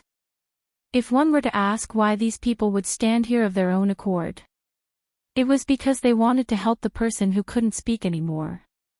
They wanted to clench their teeth and fight for the dream that had been stolen from them. This wasn't a world that should be like this. Those who were truly hurt were suppressed in the dust. Those who had infringed, slandered, and stolen their dreams couldn't even be bothered to apologize. There had to be justice in this world. If there wasn't, they would fight for it. All of them were girls. They were saving money when drinking water because they knew that this was just the beginning. They still had to save money to fight the infringers. Bojio watched the scene, too many emotions surging in her chest. She suppressed them silently. She had a battle to fight with the Almighty. The name of the battle would be Karma Will Prevail. If you don't believe me, look up and see who will be spared by the heavens. The black Hummer didn't stop. When Chinemo and Bojio appeared at the police station. It was when Director Huang was facing a crisis. After Smith had analyzed the entire case, he had stood out to refute his deductions. When he looked at the camera, he said something that almost made Smith jump up. The victim didn't commit suicide. It was a homicide. In that instant, the crowd was in an uproar. Smith's expression changed. What nonsense are you spouting? He hadn't expected someone to refute his theory. Furthermore, it was during the press conference. Now that the case had attracted so much attention, hadn't he considered the impact of his statement? The media were not jealous. They immediately caught the main point and asked, could it be that the police have found some evidence? Evidence. Director Huang started to break out in cold sweat. He really didn't have any evidence, but this was the last chance to redress the victim's name. He had to grab hold of it. But evidence, just as Director Huang was about to collapse, a figure appeared beside the stage. Suddenly, a silhouette appeared beside the platform. Using one hand as support, he jumped up. Almost everyone that could think of handsome words were imprinted on the youngster's body. His silver hair seemed to reflect light as he met the reporter's gaze. Of course I have evidence. With that, the youngster turned. Director Huang, can you tell everyone about the evidence you just gave me? Director Huang hadn't given her any evidence. But he wasn't stupid, he understood the youngster's intentions the moment he heard her words. His heart calmed down, he glanced up at the people below. Sure. He hadn't expected that he would be able to say 2 words. The youngster walked over to the person in charge of the projector, inserting the USB into the laptop. His slender fingers were typing rapidly on the keyboard. Very quickly, a photo appeared on the screen. And then, the reporters tilted their heads, waiting for Director Huang to continue. The youngster paused, seemingly waiting as well. Director Huang's heart was boiling. What exactly was the meaning of this? He had started with a photo, what kind of logic was this? Seconds trickled by. Just as the reporters were frowning and Smith was about to explode, a voice came from the side. A voice came from the side of the crowd. If Director Huang allows it, I can explain on behalf of Director Huang why this is considered evidence. It was Chinemo. Who knew where he had gotten the police uniform from? Now, he was wearing it and even had a police cap. He seemed to be upright and noble. With this uniform, he had the right to explain the evidence. Besides, it wouldn't be as eye-catching as a private uniform. This was because when the brim of the hat was lowered, the people below could only see the beautiful thin lips of the person. This was within Bojio and Chinmo's consideration. Director Huang felt that he was finally free, but he understood their intentions. They were professionally sports players, and if their identities were to be exposed, there would be a huge uproar. Chinmo's uniform had indeed been borrowed. He had just buttoned the last button when he had gone up the stage. But even then, Chinmo's aura hadn't changed. Instead, it was because he was wearing a police uniform that he seemed even more dignified and handsome. Chinemo didn't waste any time, glancing over at Bojio. Their gazes met in midair. Chin-mo opened his mouth. This photo was taken when the police were collecting evidence at the crime scene.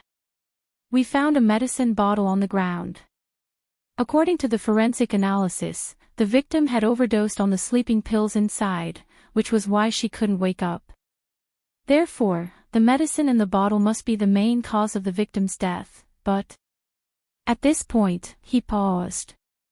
Chin-mo didn't even need to turn to look, the youngster had already switched the image. A video appeared, pausing on the scene of the victim drinking the medicine and zooming in. I believe everyone here has seen this video. The victim lowered her head to take the medication. It seemed like she couldn't take the pain anymore, which was why she chose to commit suicide. Comparing the two bottles of medicine, even though they were both white in color and looked similar, one was bigger than the other. In other words, the bottle that the victim was holding in the video wasn't a bottle of sleeping pills. According to the medical staff's appraisal, the bottle in the victim's hand was anti-inflammatory and cough medicine. The victim had been sick all this time, so the doctor prescribed her this kind of medicine. In other words, the victim was only drinking medicine that could alleviate her condition. The strange thing was that the bottle of sleeping pills that shouldn't have been in the victim's room had disappeared. We deduced that the victim's medicine had been swapped, which means that she didn't know that the medicine she had been drinking had been swapped with sleeping pills. Chin-mo's last sentence left his mouth. Everyone sucked in a sharp breath. Some of them couldn't help but cover their mouths in shock. Smith stood up. At the end of the day, this is just your reasoning. Without concrete evidence, this kind of subjective reasoning is even more lacking. Who said I don't have evidence? Chin-mo's voice had always been calm, but his aura was still intimidating. Smith was from overseas and was about the same size as Chin-mo. In his mind, Smith was just a second-rate profiler and he didn't have to be afraid of him. But when the two of them stood together, Smith even had the urge to break into a run. Wasn't Chin-mo's presence a little too strong? Bojo took a moment to glance at Smith. She guessed that the expert who claimed to know a lot about criminology and other criminologists were just second-rate profilers in his eyes was going to be slapped in the face by the Almighty. Chin-mo glanced at Bojo. Bojo immediately moved her fingers, pulling out all the information they had gathered. The cameraman had already noticed the youngster's typing speed. The moment he saw it, he jumped in fright. He opened multiple video windows at the same time, typing extremely fast. It was so fast that it was dazzling. Almost in a second, one short video after another appeared in front of everyone's eyes. Then came the second, the third, the fourth, the fifth, the sixth, the seventh, the eighth, and the ninth. The same man appeared in every video. He was tall and skinny, with a sharp mouth and cheeks like a monkey. He didn't look like a local and his movements were very deliberate. The youngster played the short video and adjusted it to a certain frequency so that Chin-mo could explain better. It had to be said that the cooperation between the two of them was really clean and efficient. Chin-mo continued. There weren't any surveillance cameras in the corridor of the building that the victim lived in. Hence, we expanded the range and collected all the videos of the places that the victim had been to. That's when we discovered this. This is the person that the victim had been facing these days. Someone had been following her. She had probably noticed it, but every time she turned around, she couldn't find the person. Hence, she would express a certain degree of uneasiness in the video. A woman's sixth sense told her that something was wrong, but at that time, the victim thought it was a thief and even reported the case with her neighbor. The neighbor confirmed that the victim didn't have any mental problems and the stalker did exist. The victim didn't have many members of the opposite sex, but on the day of her death, the same man had entered her house twice. One of the times was when she wasn't home and the neighbor found it strange that the man had walked out of her house without greeting her. Based on the time, he had entered the house twice. The first time was when the victim wasn't home and the second time was after her death. Hence, we deduced that he was the one who changed the victim's dressing.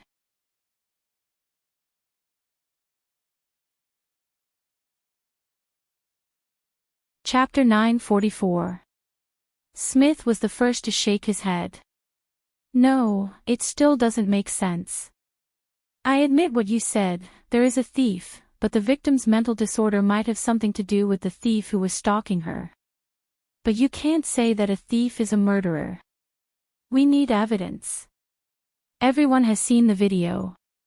At the time, the victim was the only one in the room, and the video was taken by the laptop in the victim's room.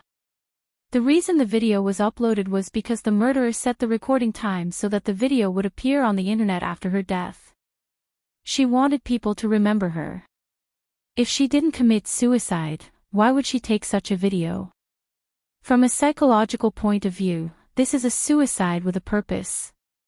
She wanted attention since she had been wronged. That was the only logical thing to do.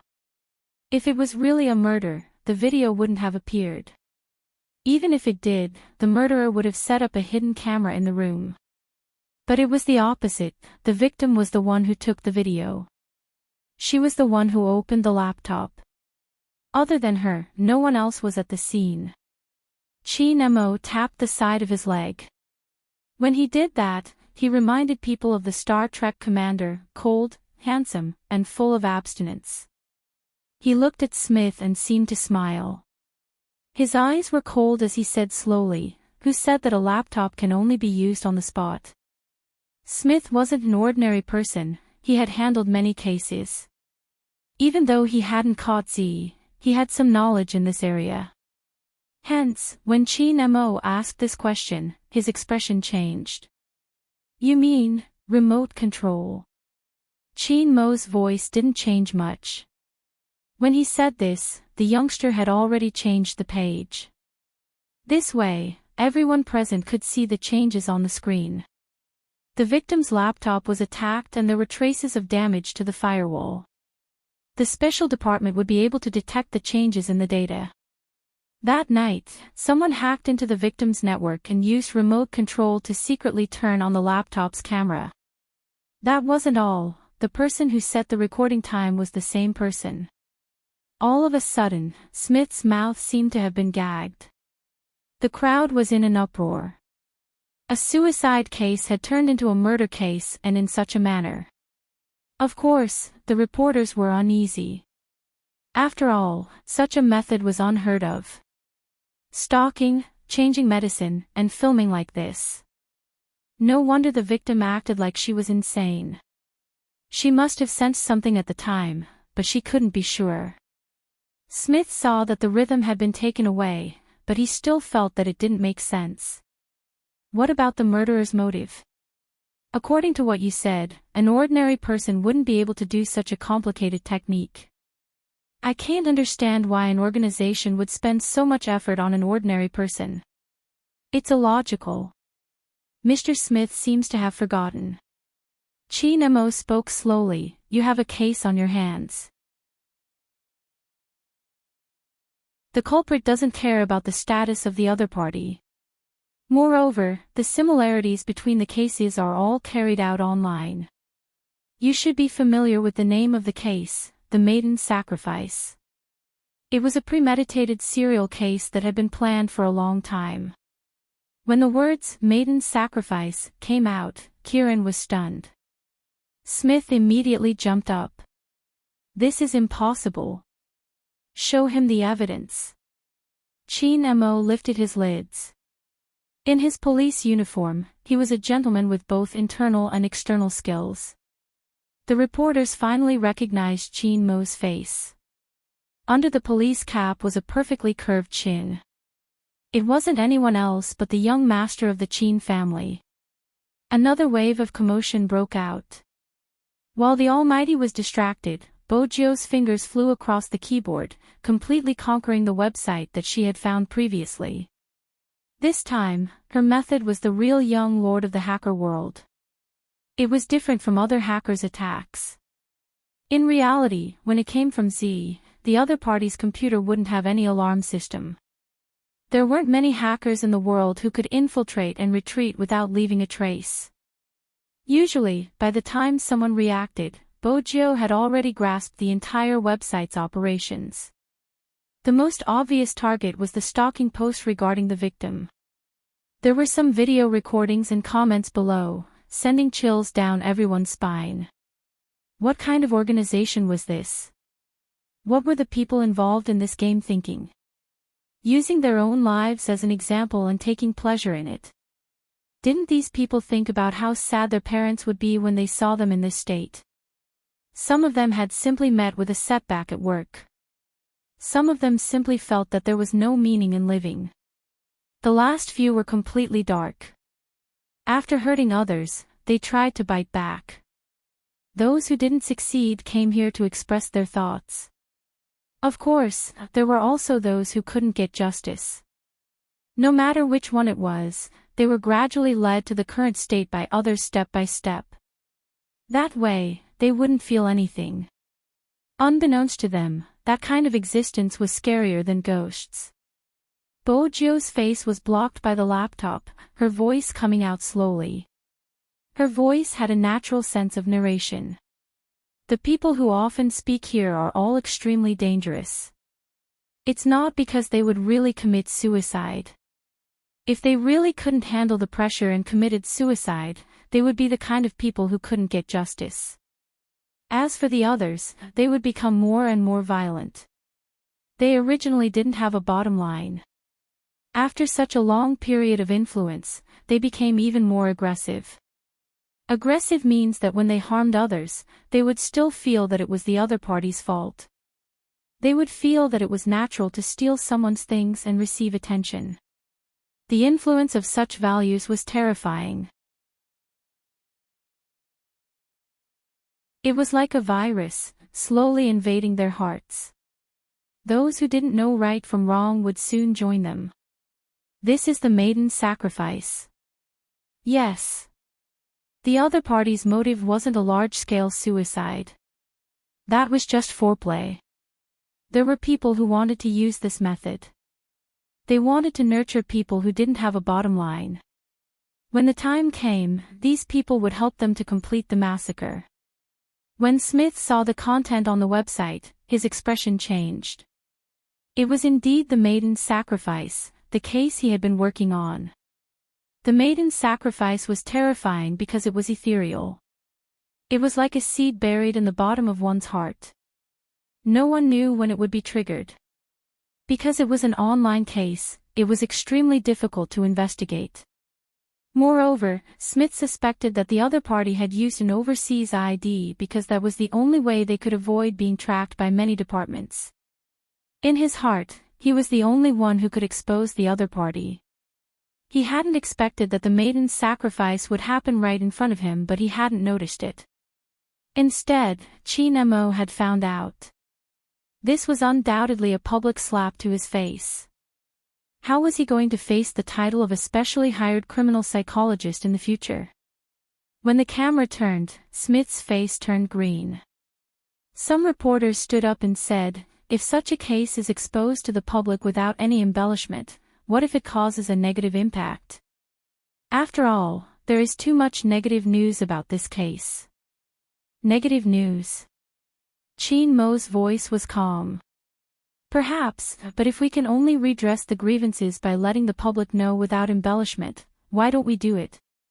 In China, there are too many things that people don't talk about. It isn't because it doesn't exist, but after we talk about it, some people will always come looking for trouble. But what does that matter?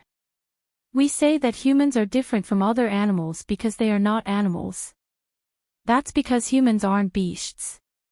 There's always something in the depths of our hearts that insists. We want to become more outstanding people, even if we might not be able to overcome the hurdle we met today. We need to learn to face some stains because justice is still waiting for us somewhere. We need to understand that in this world, there are good people and bad people. There are also people who live in the gray area. We might not be able to become righteous people. But we will never hurt others. We learn to respect ourselves, and at the same time, we will learn to respect others. The process of waiting for justice has always been difficult.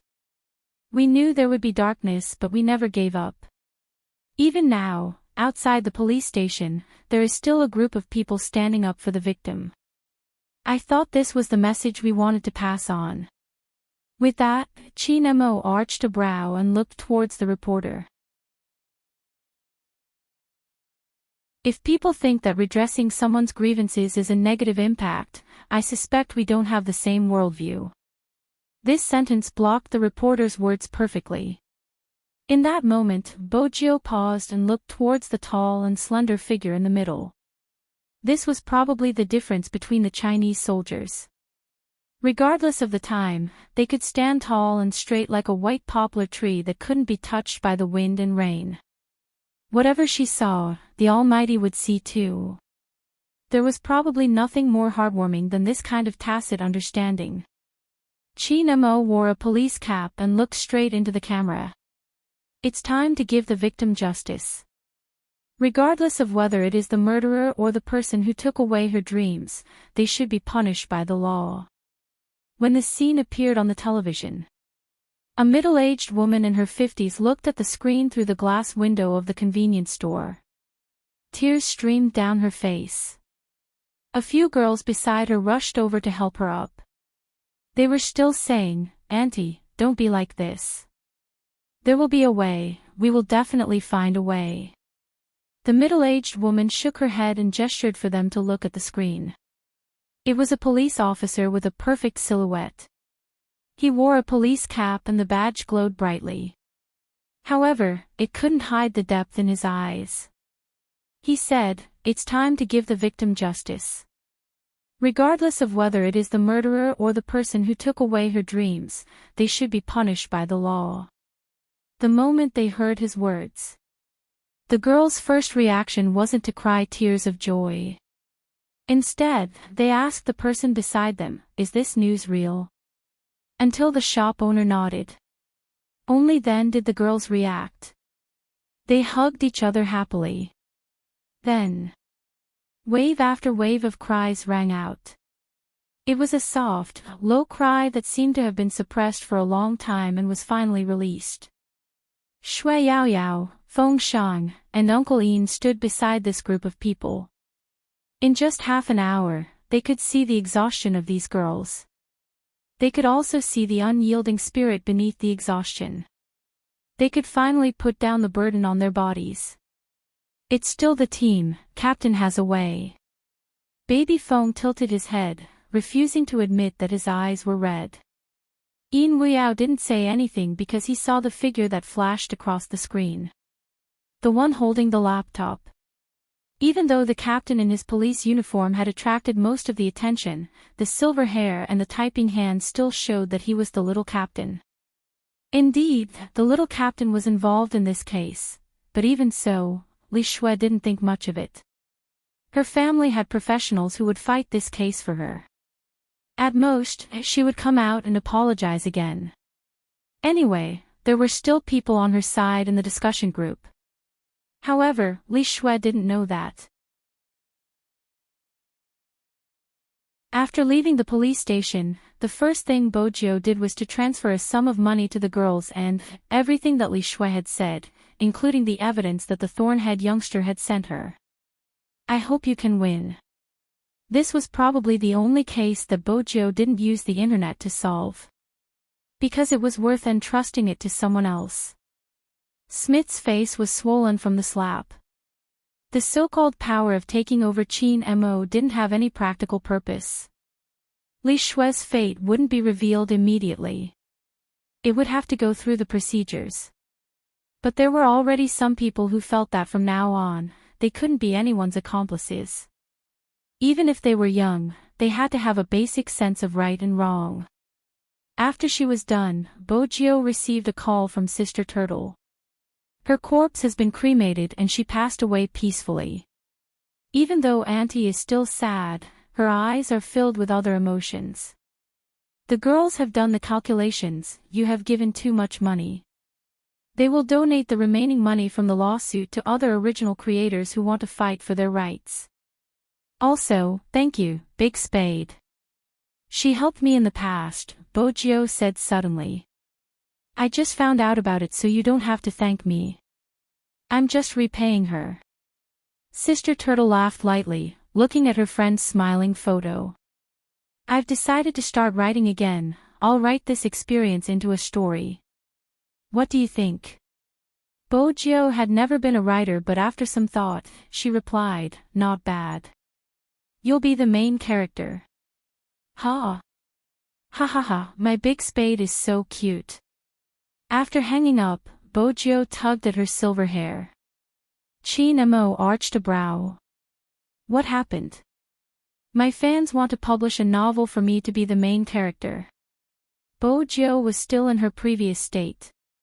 Chinemo glanced at the youngster. Isn't it official? Official? Why wasn't she aware?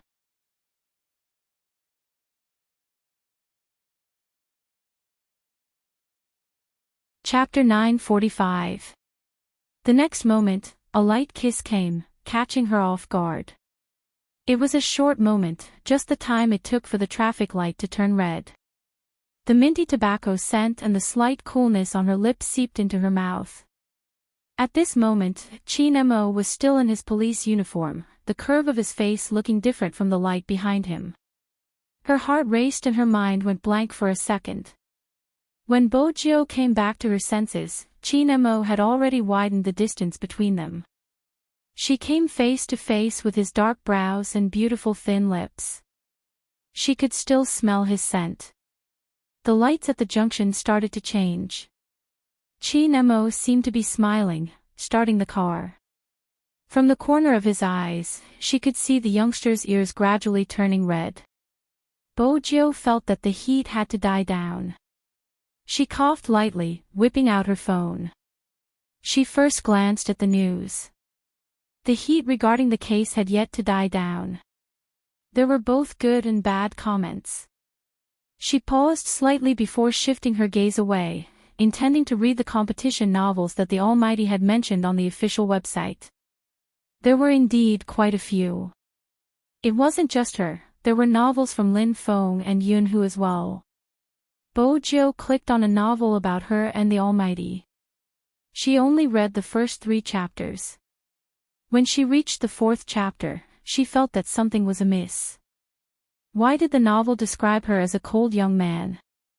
It was a complete reversal of the CP. The novel was written by a member of the club. Basically, it followed the rules of esports novels. They only wrote about her interactions with the Almighty during competitions. For some reason, it seemed like a pure love novel. Both she and the Almighty were like that. Lin Feng and Yunhu's were probably even more so. Bojo arched a brow. She clicked on a novel and was about to read it when her phone rang. Unexpectedly, his phone rang. The caller ID was Lin Feng. Bojo pressed the answer button. Lin Feng's voice came from the other end, looking as though he was facing a formidable enemy. Little Spade, you have to take me in tonight. Let me sleep at your house. Sleep at my house. Bojo arched a brow. Why do you suddenly want to sleep at my house? We've known each other for a long time. I'm a senior and you're a junior. It's time for the two of us to have a heart-to-heart talk. Let's have a pajama party or something. I'll provide alcohol to help you reduce your burden before the competition. You don't have to thank me too much. You can tell me anything you want. Lin Feng stuttered for a while, then lowered his voice and said, You're right. Bojo shifted her phone to the other side. She spoke slowly but got straight to the point. If you tell me the real reason, I might consider letting you go. Lin Feng paused, then stuffed the clothes in his hands into his bag. Yunhu has gone crazy, he was reading a novel on his phone. I thought it was a good novel, so I took a look out of curiosity. I didn't expect it to be about him and me. He even said that when he had time, he would try everything in the novel on me. I gave him a kick. My mom came in and thought I was bullying him. To prevent me from losing control and crippling him before the competition, Little Spade, you have to take me in. Lin Feng paused, then stuffed the clothes in his hands into his bag. Yun who has gone crazy. Lin Feng paused, stuffing the clothes in his hands into his bag. Qin Mo, who was sitting beside Bojo, could hear the voice coming from the phone. In the end, it was because Lin Feng was gritting his teeth. Qin Mo didn't want anyone to disturb their time alone. He arched a brow. Are you sure you're not afraid of Yun who forcing you to do something? Lin Feng hadn't expected the voice to be his captain. When he heard Qin Mo's words, he jumped up like a cat. Why would I be afraid of him? Don't be afraid, you can sleep at home. Qin Mo's tone didn't change. Bojo shook her head. Lin Feng wasn't a match for the Almighty at his level. However, there were still benefits to being naive. Captain, what are you talking about? The signal isn't good. That's all, get little Spade to prepare, I'll be there in a while. With a snap, Lin Feng hung up the phone. It was obvious that he didn't want to play along with the Almighty. He was quick to escape. Bojo sighed internally. When she turned, she realized that the Almighty's eyes had darkened. Someone was going to be in trouble. Qin Mo turned the steering wheel. I'm going to your house today. Bojo wanted to say, it's fine, I'll be fine. The Almighty added, Lin Feng likes to put his arm around someone's shoulder. Do you want him to find out that you're the girl who kissed me at the ball? Bojo imagined Lin Feng's expression and words if he found out about it. She hid it instantly. But she was the one who was kissed. How did the Almighty make it sound like they were kissing? At this moment, Qin Mo's phone rang. It was a call from Director Huang. The crime squad couldn't find the first suspect in the video. Even though they had sent him the video, they couldn't find him. There wasn't a single trace of him in the country's files. Besides, there was another important piece of information. The maiden sacrifice isn't just happening in our country. Today, we received a secret report from a neighboring country. There are people in Japan who have fallen into the maiden sacrifice as well. Many of them are being lured to commit suicide. Similar to what we saw today, there is a website dedicated to gathering such people. Then, they would open a post to record their actions. It would affect people's values and from there, it would destroy the victim's mental defenses, causing a large number of suicides. Those who joined seem to have been brainwashed and are extremely evil. The Japanese have found the website, but after destroying it, there would still be another. Unless the source of the organization is found, the affected people would still join. Someone left a comment saying, "Go to hell, it's useless to live like this. Other than Almighty, no one is clean. If you want to save Almighty, you have to follow Almighty's will." Almighty? Qin Mo asked faintly. Who? Director Huang sighed. They are adamant that their Almighty is Z. Bojo could hear the voice but she didn't show it. Even now, she hadn't forgotten that the Almighty was still suspicious of her. He could still see through her expression. As expected, Qin Mo stopped the car at the side. He glanced at the youngster before pressing the Bluetooth earpiece. Are there any suspicious terrorist organizations in Japan? No. Director Huang was slightly worried because he had seen such a method before. Back then, people had used tarot cards to choose their targets in high schools. Back then, they had used the internet to control people's thoughts and hypnotize them. They had lured people to commit suicide and in the end, the high school had sunk into unprecedented chaos. Everyone seemed to have been hatched by the murderer and were extremely dangerous. Back then, it hadn't been as serious as it was now. But it was still the work of a hacker. It had been the same 3 years ago. At that time, more than half of the students in the high school had been brainwashed while the other half had been brought to the border. The students weren't the only ones affected. There were teachers as well. People often said that staying with the devil for too long would turn you into a devil. No country would allow such a thing to happen. So many of their citizens had been controlled. They had to think of a way to save them. But as they were at the border, the terrain was complicated and normal soldiers wouldn't be able to handle it. Besides, it wasn't just a battle, they had to consider the fact that the other party was a psychologist. Hence, the mission had fallen onto Qin Mo's shoulders. It was a mission that no one was willing to recall. In that mission, some special forces soldiers saw with their own eyes that the hostages who were originally taken away were subtly influenced to become the same kind of people as those people. Their almost numb and passionate faces looked as if they had been bewitched. In reality, those who felt that stealing from others wasn't wrong were easily influenced and turned into devils. In the country, some believed in Buddhism, some believed in Taoism, and some believed in karma. All of these beliefs were telling the world that evil would result in evil. They had to know how to differentiate between right and wrong and not be a sinner. Why was that? Because there were too many people who couldn't differentiate between right and wrong. It could even be said that he would impose his dark thoughts on others. That was the reason why people with twisted views were the scariest. But under normal circumstances, there was another characteristic of people with twisted views. That was stupidity. They would easily believe the words that others said out of vanity. If it was a psychologist, it would be a piece of cake to find them. In the end, all the hostages were rescued. But it was at the cost of Qin Mo's amnesia. No one knew where the knot in his heart was. The people above were also worried that he had been subconsciously hypnotized by the other party. Regardless of the suspicion, it turned into regret in the end.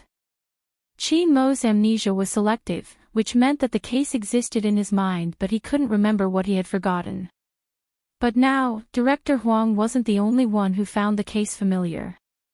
Qin Mo found it familiar too. When the sense of familiarity surged into his mind, a piercing pain shot through his brain. Qin Mo frowned instinctively, reaching out to press his temples. In that instant, his entire face turned pale. Fragmented images flashed across his mind, making it impossible for him to catch them. But one of the images turned into a dark river. He seemed to be trying to catch something but he couldn't catch it no matter how hard he tried. At that moment, Qin Mo's eyes became a lot lighter.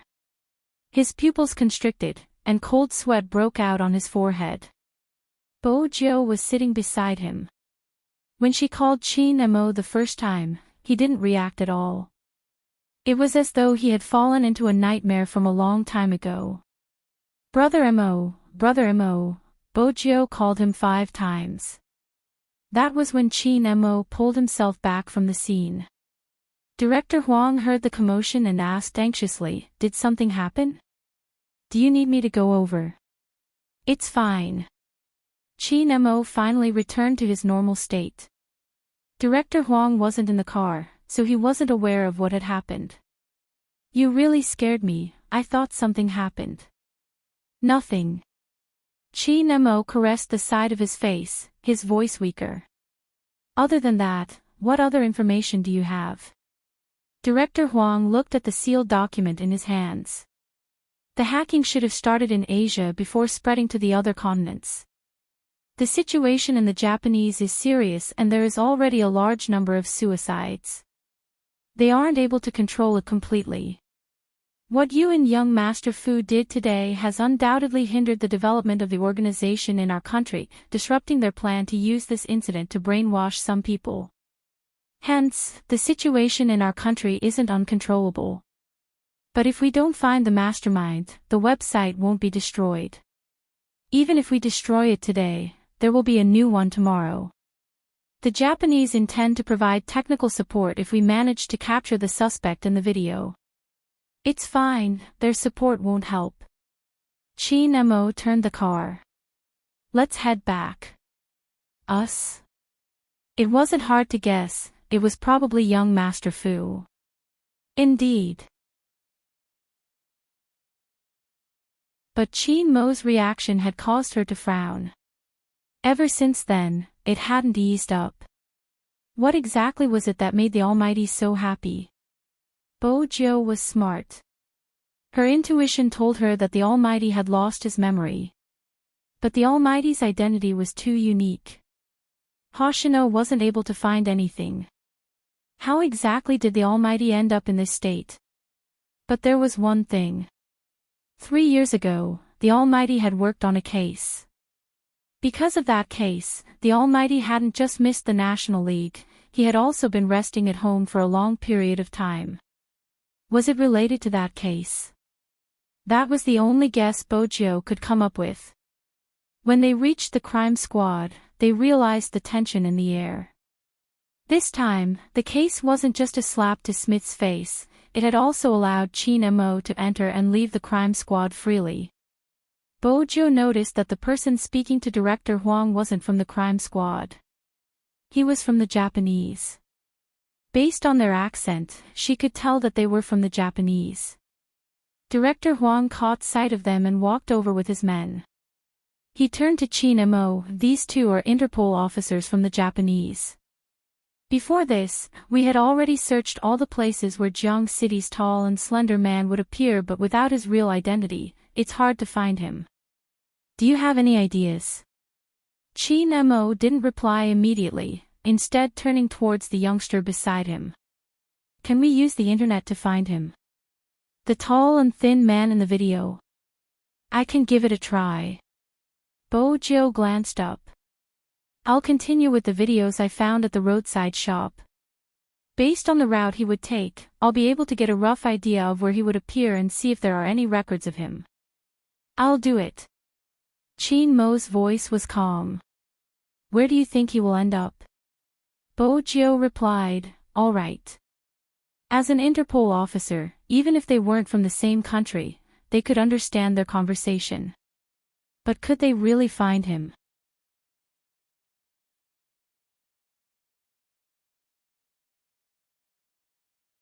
Chapter 946. Of course, this youngster could be a special talent. But when this special talent picked up the laptop, the two Interpol officers glanced at each other and shook their heads. They knew it was impossible to use the internet to find out his identity. If it was so easy, they wouldn't have come to China. Their country's hacking skills were the best in Asia. This youngster was just a Chinese, his computer skills were definitely not as good as theirs. In the words of the Chinese, this seemed like a child's play in front of an expert. However, the two Interpol officers from Japan didn't say anything. Firstly, it was because of their country's etiquette. Secondly, they were here to learn from this side's experience. They wanted to know how the other side had stopped the spread of the maiden sacrifice. According to what they knew, there was a profiler who was good at deduction that changed the outcome. It could be said that these two Japanese only wanted to fight for Chin Mo. Hence, they didn't know that there was another person who had helped Chin Mo. To Bojo, being in the crime squad's IP made it easier for her to investigate. That was because the surveillance cameras of some departments could be checked by the public security system. As long as she added some hacking skills, she would be able to continue her investigation. But it would be a waste of time to have someone perform facial recognition one by one to confirm the pattern of the person's appearance. On the other hand, a skilled hacker would use a human face to form a photo and use the data to track that person. But just as Chin Mo had said, the profiler's judgment was needed. This meant that once the camera appeared, the person would probably appear at the next location. Based on the person's appearance at that time, they would be able to analyze his movements. Bojo's typing speed was fast. With her connection to the crime squad, she broke through the electronic systems along the streets. These systems didn't just include convenience stores, there were also ATMs and surveillance cameras installed in the parking lot. The return of the young lord of the hacker world meant that there would be people following her. Many people should be aware that a large-scale network attack couldn't be completed by just one hacker. It was just like a game, which required assistance. But the only thing that couldn't be missing was the leader. The leader, who was like an eagle, could not miss any information, could break through and discern all network defenses, and could even escape nimbly. She would catch her prey swiftly. This had always been Bojo's style. It was cold and sharp, but it didn't lose its mind. The naked eye couldn't see the wires on the network. When Bojo took off, he couldn't see the other symbols flying behind her. Perhaps their behavior was different, but their purpose was the same, and that was to assist their young master. With Z's command, the others would transform into different forms to break through the defenses around them and obtain useful information. They were all gathered on Bojo, who was at the front. Hand speed was not the ultimate test of a hacker. Instead, it was how to use the code to fly faster and higher and finally lock onto the prey. Even the people behind him were blocked by layers of firewalls after collecting the information. They needed time to solve the problem. Bojo didn't stop until the entire screen changed from a series of codes to a series of video clips. Every single clip had a tall and slender figure. The expressions of the two Interpol officers standing at the side changed. It wasn't that they didn't understand the internet. It was just that they had never thought that there would be such a hidden expert in Huaxia. Even in Japan, there might not be anyone who could reach such a level of computing. No, it would be more accurate to say that none of the international experts they had seen could achieve such a feat in such a short period of time. Chi Nemo stood beside Bojo, one hand on one side of her body. His handsome face was noble, but when he lowered his gaze, there was a sharp glint in his eyes. Especially when his gaze landed on the screen, it seemed to penetrate one's heart. Very quickly, Bojo realized that the reason the Almighty was a top student wasn't just because of his intelligence. Also, his browsing speed was extremely fast, Bojo clicking on the images one by one. Chi Mo's gaze didn't stop, he was looking at the speed of Bojo's speed. In that instant, the two Interpol officers only had one thought: the two hunks were in their line of work. As for them, they weren't even able to use their skills. Instead, they felt shocked. What exactly was the reason? The two Interpol officers couldn't find an answer because the two of them weren't in their records. But why hadn't such talents been discovered? One of the Interpol officers couldn't help but ask, wanting to find out more about the two of them. He turned towards Director Huang. What do they do? One of them was a high school student while the other was a business CEO. It wasn't enough to say it out loud. Director Huang hesitated for a moment, finally finding a common answer. Professional esports player. Esports players. The two Interpol officers hadn't expected such a profession. Esports. Gaming. Director Huang caressed his nose, finding it unbelievable. They have a competition the day after tomorrow. If you are interested, you can take a look. The Interpol officers glanced at each other. Let's catch them first. The most important thing now was to stop the maiden's sacrifice. It had to be said that Qin Mo and Bojo's teamwork was indeed pleasing to the eye. The two of them were already very handsome, and with their movements, they exuded a kind of aura that seemed to be innate. One of them was devilish while the other was abstinent. Their auras seemed to complement each other. Stop. When Qin Mo said this word, Mo Ruo's eyes widened. The youngster raised his right hand swiftly, his coordination was very high. Qin Mo looked at the few photos and closed his eyes. It was as though he could form a concrete image in his mind. The image turned from illusory to real. When he encountered something that didn't make sense, he had to quickly change his train of thought. If it was the left, there was no need for such a hurried back view. He was even more anxious when he hailed a cab. Why so anxious? If the direction wasn't left, then it would be right. What's on the right? Qin Mo tilted his head, searching for some images. Hospitals, shopping malls, a direct flight to the airport. When the last word appeared in his mind, he felt a chill run down his spine. Chi Nemo suddenly opened his eyes. His tone wasn't fast, but it was deep. He went to the airport. Airport? It wasn't just Interpol, even Director Huang didn't think it was possible. If this person really appeared at the airport, how could he not be noticed? After all, his image had already been sent out and there would be a nationwide search. Chi Nemo knew what they were thinking. He glanced at Director Huang. There's a spy inside and he knows how to disguise himself. We will need the cooperation of the airport, especially the international ones. Check which flights are about to take off and stop him at the security checkpoint. We have to keep the operation a secret. There should be people at the airport. Interpol was the most concerned about the spy. His expression changed. Director Huang, you never said there's a spy inside.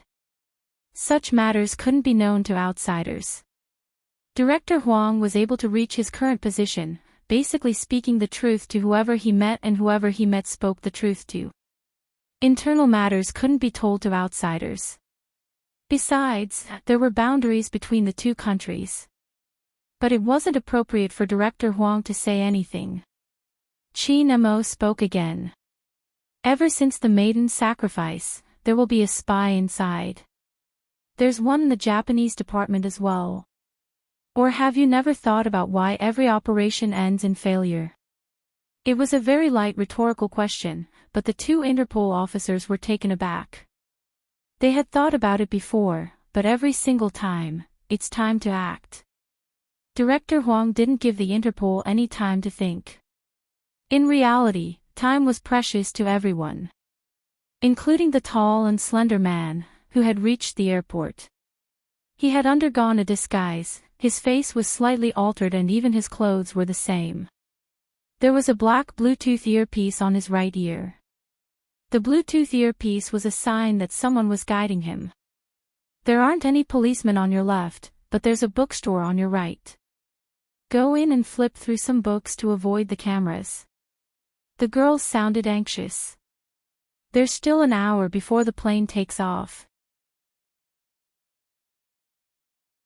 5 minutes later, head to the security checkpoint. I will tamper with the scanner so they won't be able to confirm your features and appearance. Of course, it won't be a problem even if you imagine it. There are people there as well. As long as you don't cause too much of a commotion, you will be able to board the plane successfully. Once you board the plane, they won't be able to stop you. According to international aviation law, even if someone wants to investigate you, it will only be America. China doesn't have to be afraid of America, we have a professional lawyer to help us. The most dangerous part is before you board the plane, you have to avoid all the security guards. Alright. It wasn't just the girl, even the tall and slender man was starting to panic. He hadn't expected the Chinese police to be able to lock onto him. Regardless of where he was, news of him was being broadcasted. He was wanted throughout the entire country, it was impossible for him to escape. How exactly did they manage to find him? There weren't any cameras in the corridor of the dead man. He wouldn't have been caught there. Could it be that the person above betrayed us? The tall and slender man asked darkly. The girl paused before replying, no one would give up on a huge profit and he isn't an exception. The only person who wouldn't betray us is that person. Just like the higher-ups in the Japanese, the higher they are, the more they want. The reason you were found was probably because someone used internet technology to pull up all the places that the dead man passed by. You would definitely appear there. With Chi Nemo around, it wouldn't be strange if he found you. What's strange is who exactly found those places. There must be someone else that we haven't noticed. Our plan has been foiled several times, the most dangerous time was when someone almost found me. I'm still not sure if that person has started to locate me. The only university beside the internet cafe is our university. I have no idea what information the boss of the internet cafe revealed to that person. But one thing is for sure, if it's the same person, we have to think about who is looking for us other than Chin and Mo. After you go to America, take a flight back to the Golden Triangle. Get someone to help me check if there's anyone whose hacking skills are on par with mine.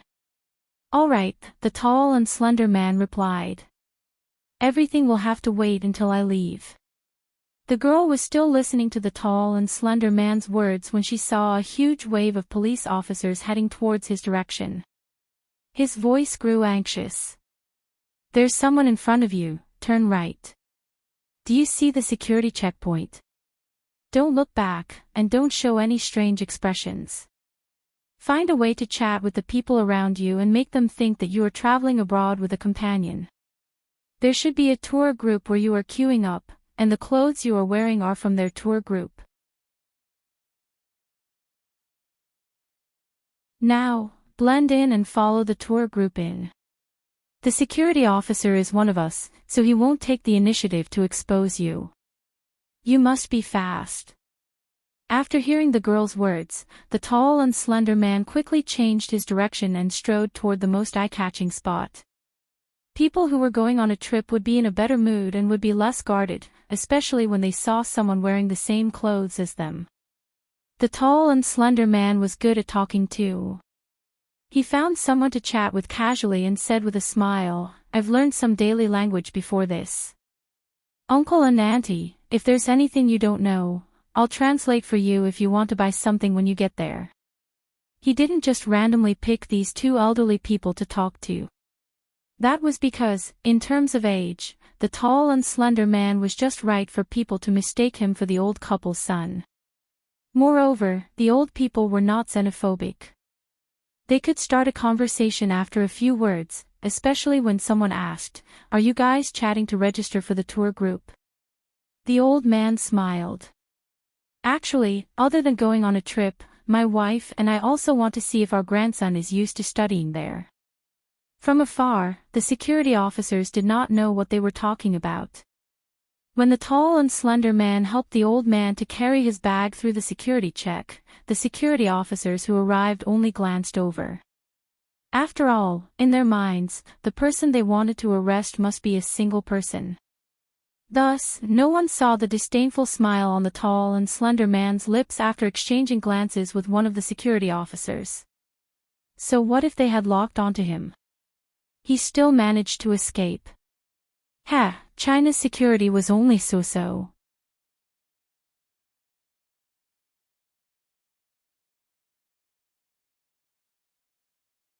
Chapter 947. What's more, the boarding of the international flights had already begun. The police officers were still checking in at the security checkpoint. After all, there would be facial scans at the security checkpoint. If he was a criminal, he would definitely be identified. It would be fine if he was facing a normal criminal. After all, his ID and face wouldn't change. But they didn't know that the person they were facing was an international criminal. The tall and slender man had at least 5 IDs and corresponding IDs. He knew how to disguise himself. Moreover, the police officers wouldn't expect him to be hiding in the tour group. Therefore, even if there were people going back and forth looking for him, no one would really notice him.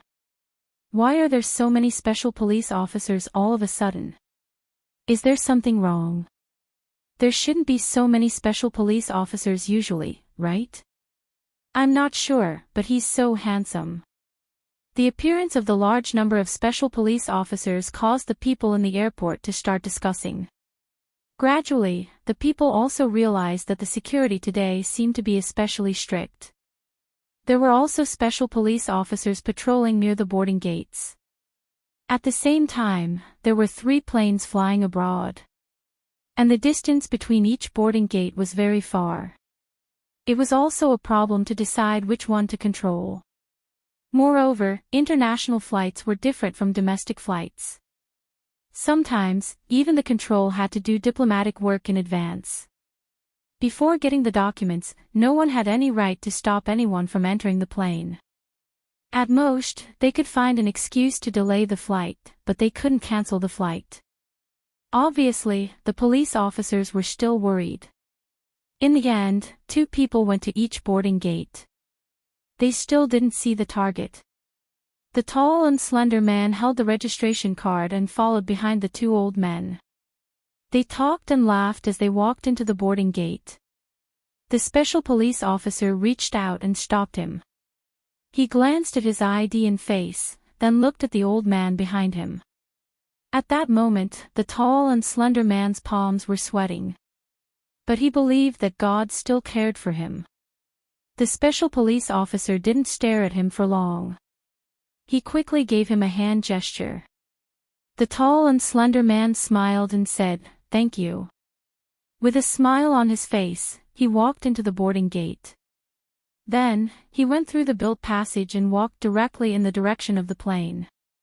The beautiful space station was in front of the cabin, welcoming all the passengers with great etiquette. Once he got on the plane, it would be harder for those people to find him. The tall and slender man found a seat by the window and sat down. He raised his hand to look at the watch on his wrist and calculated the time. In the airport, Director Huang's expression wasn't good. "No suspicious person." "Yes, Chief, we have searched everywhere." During the security check, we found some people who brought some things onto the plane. They were all detained by us, but the people who were detained are not suspects. Director Huang's breathing deepened. "Are you sure there isn't anyone suspicious?" "He is definitely at the airport." Qin Mo's reasoning had never been wrong. How could it not be possible? "Director Huang, we've really sent people to every security checkpoint. The information from the airport is the same, this person hasn't appeared." Director Huang's face turned stern. "Continue the search. There's no need to look for the security checkpoint." An indifferent voice rang out. Director Huang turned around, spotting Qin Mo standing in the middle with one hand stuffed into his trouser pocket, his eyes fixed on the clock. His side profile was still handsome and elegant, attracting everyone's attention immediately. Moreover, there was a youngster with a unique hair color standing beside him. However, Bojio's reaction was faster. When she saw someone looking in her direction, she took off her black hooded top and pulled the hood up, revealing only her clean curves. Even her eyelashes, which were as fine as a crow's feather, couldn't be seen. It had to be said that the hood had a certain concealment effect, mainly because it suppressed the color of her hair. Qin Mo was still wearing his well-ironed police uniform, which didn't stand out in such a setting since the people around were all police officers. Besides, no one would think of Supreme Alliance's captain as a police officer. Hence, when they saw him, their attention was slightly diverted. Bojio took a step towards Qin Mo, trying her best to reduce her presence. Her silver hair was handsome, but it was easy to expose her identity. Qin Mo seemed to understand the youngster's intentions. He reached out and pressed on the man's head, pulling him towards him before turning to Director Huang. "At this time, the plane should be boarding. Based on the time he left, there are only 3 available flights. He should have passed the security checkpoint by now." "That isn't possible. If he had passed the security checkpoint, we would definitely be able to tell. Be it the airport staff or our colleagues, they didn't find anyone similar to him." The 2 Interpol officers were anxious. With his words, they wanted to take action because deep down, they agreed with Qin Mo's point of view. According to the standards of an international criminal, there was a possibility of a certain level of disguise. Someone who was able to create a case like the maiden sacrifice definitely wasn't simple. It was highly possible that the criminal had boarded one of the planes. If they followed the route provided by the profiler, their guess was the highest possibility.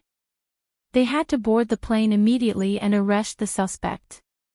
Otherwise, once they alighted from the plane and entered America, many things would be out of their control. Hence, no matter what, they had to start the arrest, even if they had to use their identity as Interpol officers. Of course, Qin Mo knew what they were thinking. His tone was calm. This is China and the people on the plane are all Chinese. If the criminal has boarded the plane, all the passengers on the plane might become hostages. According to international practice, you have the right to ask for our cooperation, but we, China, still have the initiative. Hearing this, the two Interpol officers were taken aback. They hadn't expected that before they could open their mouths, their words would be stuffed back into their throats. The reason that was at the tip of their tongues was forcefully swallowed back into their throats. Qin Mo was indeed referring to international rules. How did he know about international rules? Director Huang listened by the side. You mean the criminal is already on the plane? Based on his understanding of the aloof youngster, he wouldn't have said that if it wasn't the case. Qin Mo glanced at the time, his voice still calm. There is a 90% chance he is on the plane. Go ask which plane is preparing to depart. With that, Qin Mo turned his head and looked at the youngster beside him. The youngster's hands were stuffed into her long jacket, the hooded top covering most of her face. It wasn't clear what she was looking at. She was staring at a spot like a curious little kid. In that instant, Qin Mo seemed to have recalled something. It was a blurry feeling. The miniature version of a certain someone seemed to have been like this before, staring at a spot with her eyes wide open, her little face smeared with paint. It was very, very familiar. Here it comes again. Qin Mo furrowed his brows as though he was coming back to reality. He paused for a moment before walking towards the youngster. What are you looking at? Bojo lifted her chin, gesturing for Qin Mo to look at the group of people going through the security check. The distinguishing feature of the group was that everyone was wearing the same t-shirt. Some of them were wearing a hat, while others were not. I think we can start with these people. If they want to avoid being tracked and board the plane safely, they either have to disguise themselves as staff or a member of the group. I'm more inclined to the latter. If it's the former, it's impossible for that person to disguise himself as a stewardess. Someone as handsome as Brother Mo and I would be more likely. She didn't forget to praise herself for her analysis. Only a certain someone would do such a thing. But Qin Mo lifted his lips, his left hand pressing down on the youngster's head. I agree with you. With that, he turned towards the Special Forces officer beside him. According to your records, which of the three planes has a tour group? Reporting, young Master Qin, there are two, both of them are from American Airlines. Which of the two planes takes off first? Director Huang, go and negotiate with them, try to get half an hour to an hour's time. Qin Mo said this because he knew the other party had agreed to the same amount as well. Director Huang wasn't confident. This isn't a domestic airline, it's an international route and isn't a local airline. Even the airline is from America, I'm afraid they wouldn't be willing to give up so much time. Qin Mo asked for the name of the Special Forces airline before he dialed a number from his contact list. It was an international call. Very quickly, a deep voice came from the other end. It was spoken in authentic English. Qin, what is it? Is there a business collaboration? If it's a project from your family, we won't reject anyone, no matter how much. William, I'm not looking for you to discuss a project. One of your company's planes has met with some problems in our country, I would like you to help me get an hour to delay the departure by half an hour to an hour. William smiled. What's so important? Are you going to chase after an escaped girl? That's how it is on the television. An hour is too long, I can get them to delay by half an hour. All right. I'll make the arrangements now, treat it as me returning the favor. Qin Mo hung up, turning towards the Special Forces and Director Huang. The plane will be delayed by half an hour, we need someone who is good at identifying disguises. I can't go up, the other party might recognize me and be wary of me. Is there anyone who is good at that? The Special Forces were indeed good at identifying disguises, but they weren't that good. Bojo glanced over. No one raised their hands. Brother Mo, what do you think of me? The youngster smiled devilishly, her words sharp. Everyone on the plane has become his hostage. If he knows how to fly, once he notices something amiss in the cabin, he would take action.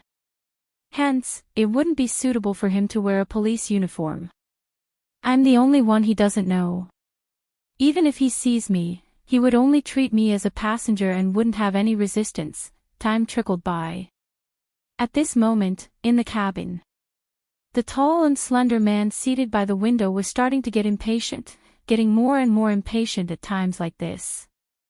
Everything was over, but the plane still hadn't taken off. The tall and slender man reached for the light, calling the air stewardess over. The air stewardess's smile was perfect. Sir, do you need a blanket? Or is there anything else you need? No, it's just 10 minutes before the plane takes off. The tall and slender man couldn't sit still, asking the air stewardess to check her watch. Why isn't the cabin door closed yet? The stewardess lowered her body again. I'm sorry, sir. Our plane has encountered some procedural irregularities. In addition, there are still passengers who haven't come in yet. We're in the midst of final adjustments. Please forgive us for the inconvenience. Procedural inconveniences. The tall and slender man repeated, arching a brow. He decided to wait for another 10 minutes. If the plane wasn't closing up after 10 minutes, it would be time for him to consider his next move. Based on the current situation, the old couple beside him were the best hostages. Their ability to resist was one thing, and the other was that they didn't have any powerful weapons on them. If he had a weapon, he wouldn't be able to get away with it. Therefore, holding one of the old couple hostage wouldn't just be within his control, it would also allow him to kill 10 police officers. However, he still had to wait and see. After all, if he held a hostage here, it would mean that his situation wouldn't be as perfect as it seemed. He still had to cooperate with the Chinese police. He was probably overthinking. The other party couldn't possibly know that he had already boarded the plane. They must still be checking him at the security checkpoint and boarding gate, the tall and slender man thought and looked towards the cabin door. Indeed, there were still people who hadn't boarded. What the air stewardess had said was probably true. The delay was probably due to the system adjustment. There was no problem in the cabin. He could wait a little longer. If the special forces were to enter, he wouldn't wait for them to recognize him. Once he saw them, he would take action immediately. The 10 minutes passed extremely slowly for the tall and slender man. When the 8 minutes were up, he looked at his watch again. It wasn't just him, the others were also asking the air stewardess for the reason. However, the air stewardess gave the same explanation. No one noticed that at this moment, a youngster appeared at the cabin door. The youngster lowered his eyes and only his chin could be seen. His face was covered, but from this angle, he gave off an unruly vibe. The hood covered the youngster's hair color, making him look mysterious. When the air stewardess said welcome aboard, she was slightly stunned, thinking that the youngster was a celebrity.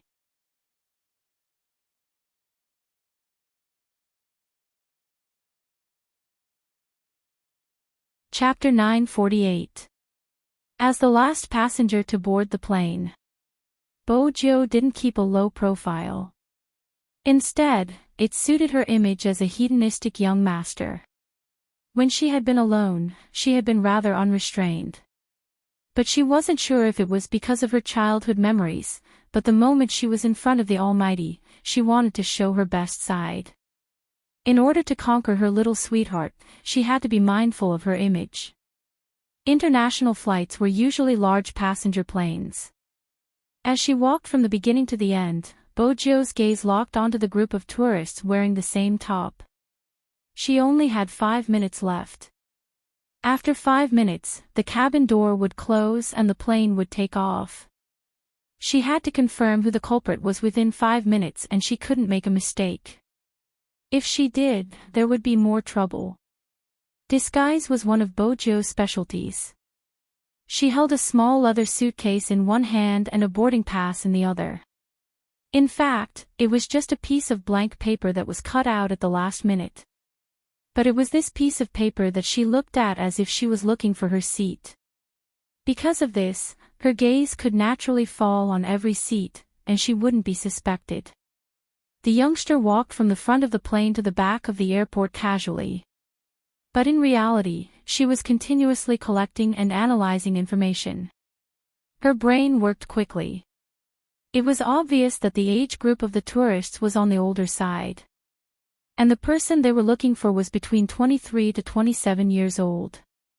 Of course, she didn't rule out the possibility of him disguising himself as an old or middle-aged man. Age could be changed through appearance, but the information revealed by the skin on the fingers and neck wouldn't change. And that person's figure, when people reached old age, they would naturally shorten their bodies. If they were tall, they would have a tendency to stoop. The elderly in this group didn't meet the standard height. That left the middle-aged man. Bojo narrowed her eyes. Under normal circumstances, if it were her, she would also dress up as a middle-aged man. She could disguise herself as an old man for a short period of time, but the flight would take a long time. It would be easy to be noticed. It wasn't easy to alight from the plane, and they had to enter the country from America. Hence, the target was shortened to 5, regardless of gender. But the culprit was a man. She couldn't rule out the possibility of him being a woman. First, she had to see if the middle-aged woman was really a woman. Many people looked at the Adam's apple when judging a man or woman. Because sometimes, some men's Adam's apple wasn't obvious. The woman also had a bulge on her neck, but it wasn't an Adam's apple. To differentiate between men and women, one had to look at their bone structure and figure. As someone who often disguised as a man, Bojo was very experienced. Hence, she never wore short sleeves. This was the only way she could fool the Almighty. Fortunately, the two at the airport were both wearing skirts.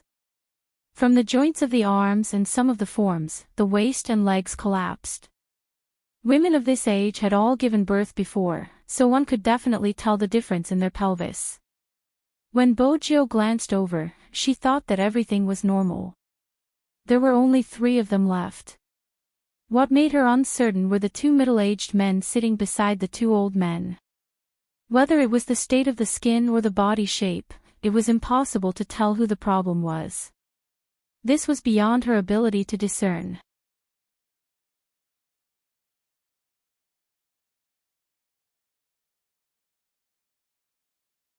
Chapter 949. The stewardess's voice rang out once more, signaling for the passengers to return to their seats. She had to find the culprit before the cabin door closed. Bojo had to drag the culprit down before the plane took off. Otherwise, what would happen to the National League? Once the plane took off, it would take more than a day for them to return. Was it the one on the left or the one on the right? Bojo pondered as she walked forward. She paused for a second. In that second, there was only one thought in her mind. If it was the Almighty, how would he differentiate? Actions were controlled by the person. Words and appearances could be deceiving. But his actions and micro-expressions were subconscious. This was when she had been very young. Her little canine pet had told her about it. At that time, she had been obsessed with dismantling keyboards and climbing walls. He had been the only one who had been leaning against the headboard like a little prince, dressed in pure white pajamas, reading a book that she couldn't understand. It had been like a bedtime story, reading to her. From time to time, he would pull himself away from the book, glancing at her sleepy eyes. Stupid. He wouldn't forget to pat her when he said those words. When she had been young, he had taught her half of the things she knew. Sometimes, humans were mysterious. The influence between them seemed to have been predestined from the start. Hence, when Bojo walked forward again, her dark gaze landed on their expressions and actions. Both of them were anxious. After all, everyone wanted to know when the plane would take off. However, after one of them raised his hand to look at the time, he began to play with his phone again, as if he was chatting. The other one turned towards Bojo, his gaze making it seem as though he had to be wary of anyone who entered. Bojo didn't avoid his gaze. Instead, she walked towards him with her boarding pass, just like an ordinary person looking for her seat. She walked forward with her small luggage, glancing at the seat number from time to time. Seeing this, the tall and slender man shifted his gaze back to his watch. After all, in his eyes, a high school student posed no threat at all.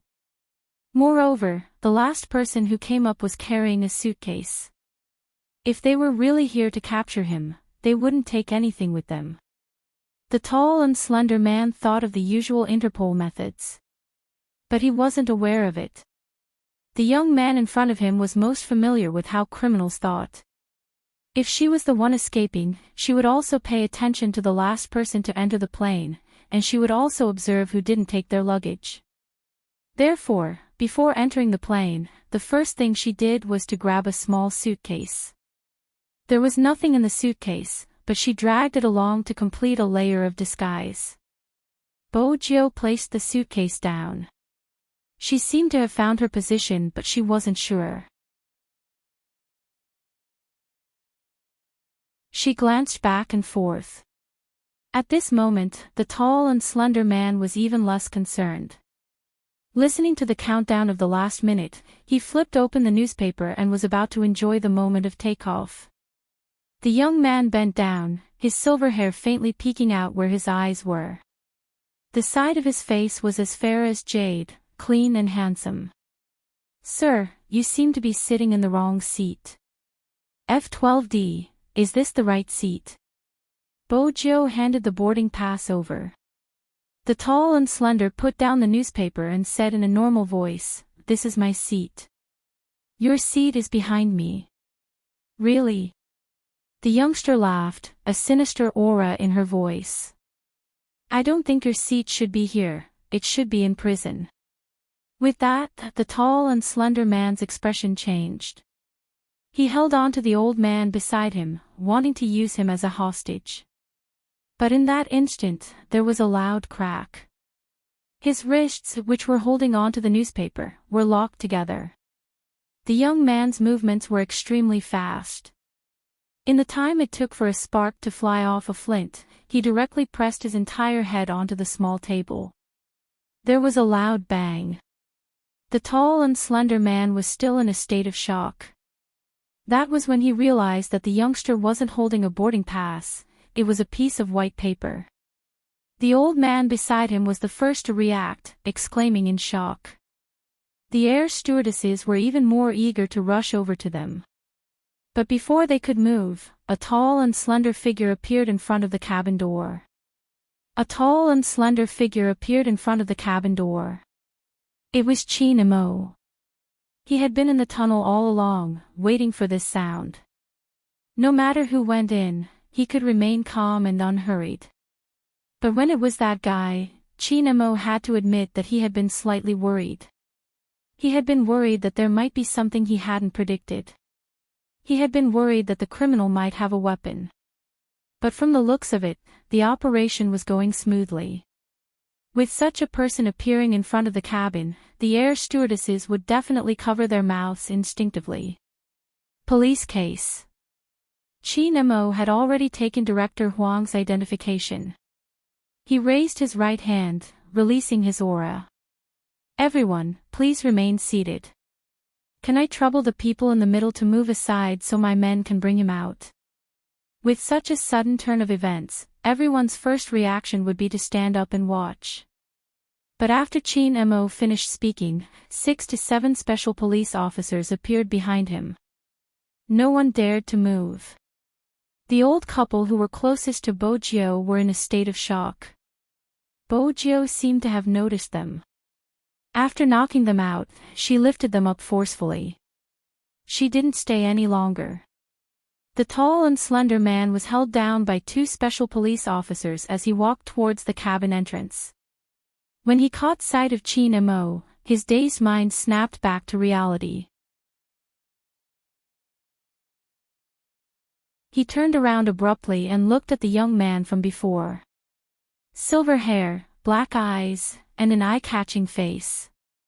He was supposed to be their next target, the young master of the Fu family, who was closest to Chin Mo. But their information hadn't mentioned him. Not only did he know how to disguise himself, he was also skilled. Inexplicably, a chill ran down the tall and slender man's spine. How much exactly did they know about the youngster who was always by Chin Mo's side? According to the information, the youngster didn't just know how to play games, he seemed to have some knowledge of computers as well. It had been countless times that their plans had been forced to stop because of a single person's cyber attack. The other party had even changed their bomb sequence without them knowing. They hadn't even been able to find out the other party's identity. But now, the tall and slender man had a terrifying thought. If the person who had been disrupting their plans was this youngster, then the consequences. The tall and slender man didn't dare to continue the thought. His face was already covered by a black cloth. The moment the cabin door closed, Chin Mo reached out and pulled Bojio into his embrace. Chin Mo reached out and pulled Bojio into his arms, acting as though there was no one else around. The Interpol officers glanced at each other, seeing the shock in each other's eyes. They hadn't expected them to have such a relationship other than being battle partners. The two Interpol officers were desperate for information. Once they caught the tall and slender man, they would join the interrogation. Chin Mo didn't follow them because he knew they wouldn't speak so easily. Before leaving the airport, Chin Mo instructed Director Huang, check the accounts under his various identities. Who are their financial transactions with? Who are the most frequent financial transactions? Director Huang was smart. You're saying that the one he has the most frequent contact with is his superior? No. Chin Mo glanced at Director Huang, his voice calm. Under normal circumstances, there wouldn't be any financial dealings within an organization. The ones that do are their partners, for example, the traitor in the crime squad. The moment the word traitor was mentioned, Director Huang's expression turned solemn. I understand. Bojio sat at the front passenger seat, watching as Director Huang's figure grew smaller. She turned over. Little Huang really knows. If there really are financial dealings, it must be a huge sum. He would be able to know every single operation, and every single one of them is a crucial one. Otherwise, the news wouldn't have been leaked so quickly. This person could even make use of the new criminal psychologist to take away your authority. His position shouldn't be low. Indeed, it isn't low. At the very least, it would be someone of the same rank or above. Chin Mo made use of the red light to light a cigarette. He held it with one hand, his features sharp. He knows that it's just a few people. He knows about the politics of the government. Leaking information isn't something a single person can do. If the investigation starts, all the related personnel will be held accountable. Chin Mo took advantage of the time to wait for the traffic light to turn red. Behind every major case, there would be corruption. That was the reality in every country. As a hacker, Bojio knew it better than anyone else. But I didn't know high schoolers these days would know so much. The Almighty's casual comment made Bojio's heart flutter. She broke into a smile. There are so many movies and dramas, it's easy to understand. Corruption starts from the beginning, that's why there's an oversight. You know me, I love police dramas. Is that so? Chin Mo glanced at the youngster. I remember your bookshelf only has novels like Overbearing CEO Falls in Love with Me, there aren't any police dramas. Of course, she wouldn't read police dramas since the robbers would always be caught. Bojio didn't want to be caught. Just as she was thinking about how to reply without being discovered, a voice suddenly rang beside her ear. It seems like the things placed in the Fu family's house aren't what you like, it's what you liked in the past. Qin Mo's voice was calm. Sometimes, I really wonder if you're that young Master Fu. In that instant, the air in the car seemed to have frozen. The two men's eyes met. One was extremely deep. The other was so dark that it was translucent. Neither of them shifted their gazes away. Bojo's heart seemed to be nailed to the ground, beating slowly. Until the phone rang, Bojo broke into a faint smile. If I'm not me, who else can I be? Let's pick up the call. With that, Bojo tilted her head, placing the phone beside her ear. Regardless of who was calling, Bojo was grateful. The moment the call went through, a voice came through.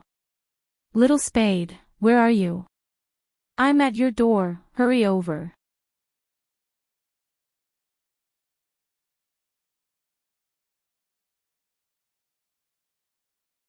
Chapter 950. He didn't wait for her to speak before hanging up. Bojo reached for her phone. Qin Mo arched a brow. Lin Feng. Qin Mo chuckled, but there wasn't much warmth in his eyes. Do you really intend to sleep there? From your tone, it sounds like it. Bojo watched the Almighty's sculpted face, feeling an inexplicable sense of misfortune. Speaking of misfortune, Lin Feng really fit the description. Originally, he had left the house valiantly and slammed the door loudly, intending to stay in a hotel for 2 days. It's not like he doesn't have money, right? Who knew that he wouldn't have brought his wallet when he left the house? If he had money, he could take a taxi since he could pay with his phone. But he needed an identification card to stay in a hotel. He couldn't leave in the day and return at night. How could that be considered running away from home? It would be like a child playing house. But for him to return to get his identification card, it would be too embarrassing. Yunhu must be mocking him now. How could he be so hesitant to leave home? All the more reason why he couldn't return. He would definitely find fault with him. Even if he didn't find fault with him, he would definitely take a look at him. Not to mention the things written in the text. It was too frightening. He actually wanted to use those techniques on him. *CK, did he really think he was a pushover? That was why he had to wander outside. Thinking of this, Lin Feng kicked the wall heavily. The kick was so painful that his entire body arched. *CK. This was the scene that Qin Mo and Bojo saw when they drove back. Honestly, only a naive person would kick a wall when they couldn't get over it. Lin Feng's existence was the perfect definition of that word. Bojo rolled down the car window. She leaned against the window and whistled. After hearing the whistle, Lin Feng's first reaction was to look behind him. He saw the silver-haired youngster sitting in the car, looking at him with a leisurely smile on his lips. This posture is really handsome. That's right. Lin Feng was about to say more when he realized that the car in front of him was familiar. When he took a closer look, he saw a noble and aloof face. All of a sudden, Lin Feng swallowed the words he wanted to say. *CK, why didn't Little Spade tell him that Captain was here too? Lin Feng knew how to restrain himself in front of Qin Mo. For example, he didn't place his arm around Little Spade's body like he usually did. Instead, when they reached the living room, he started to complain. Anyway, I don't plan to go back. Arrange a room for me. Bojo glanced at Lin Feng, thinking that he wouldn't be able to win against Almighty Yun at his level. He hadn't considered the possibility of him finding his way over. You don't know how miserable I've been lately. Lin Feng hugged the cushion on the sofa. He glanced up at the ceiling before turning to Bojo. I'm a grown man and I still have to guard against my brother taking advantage of me. In the past, we could still talk about the weather and girls. When the room gets hot, we could remove our shirts whenever we wanted. We could play games or watch porn together. Now, I have to wrap myself up tightly at home. Let's not talk about putting our arms around each other's shoulders. If we were to get any closer, I would lose my integrity. Maldorf *Ker, of all the things that Guy could be thinking about, he just had to think about my chrysanthemum. Bojo didn't say a word. She just smiled. Little submissive Lin looked rather pitiful. Hey, little spade, do you have beer? Lin Feng didn't feel like he was suffering at all. He was the one attacking, wasn't he? Bojo didn't want to laugh too much. She held her chin and arched a brow lazily. Yes, why? Give me a can first, I'm suffocating. Lin Feng placed the cushion at the side, his eyes bright. Chi Nemo walked over and tossed a can of beer to Lin Feng. His tone was calm. Why? He doesn't even allow you to drink. That's not it. Without a second thought, Lin Feng pulled open the can of beer, tilted his head back, and drank a mouthful. I'm afraid I'll drink too much and give Yunhu another chance. He's not easy to deal with, so I have to stay sober. Chi Nemo glanced at him, replying slowly, I see. Think about it, aren't I pitiful? I love drinking and eating meat skewers, but I'm not allowed to drink Budweiser. It's killing me, Lin Feng said, taking another sip. Chi Nemo sat there, tossing another can of beer to him. Indeed, do you need someone to prepare some food to go with the alcohol?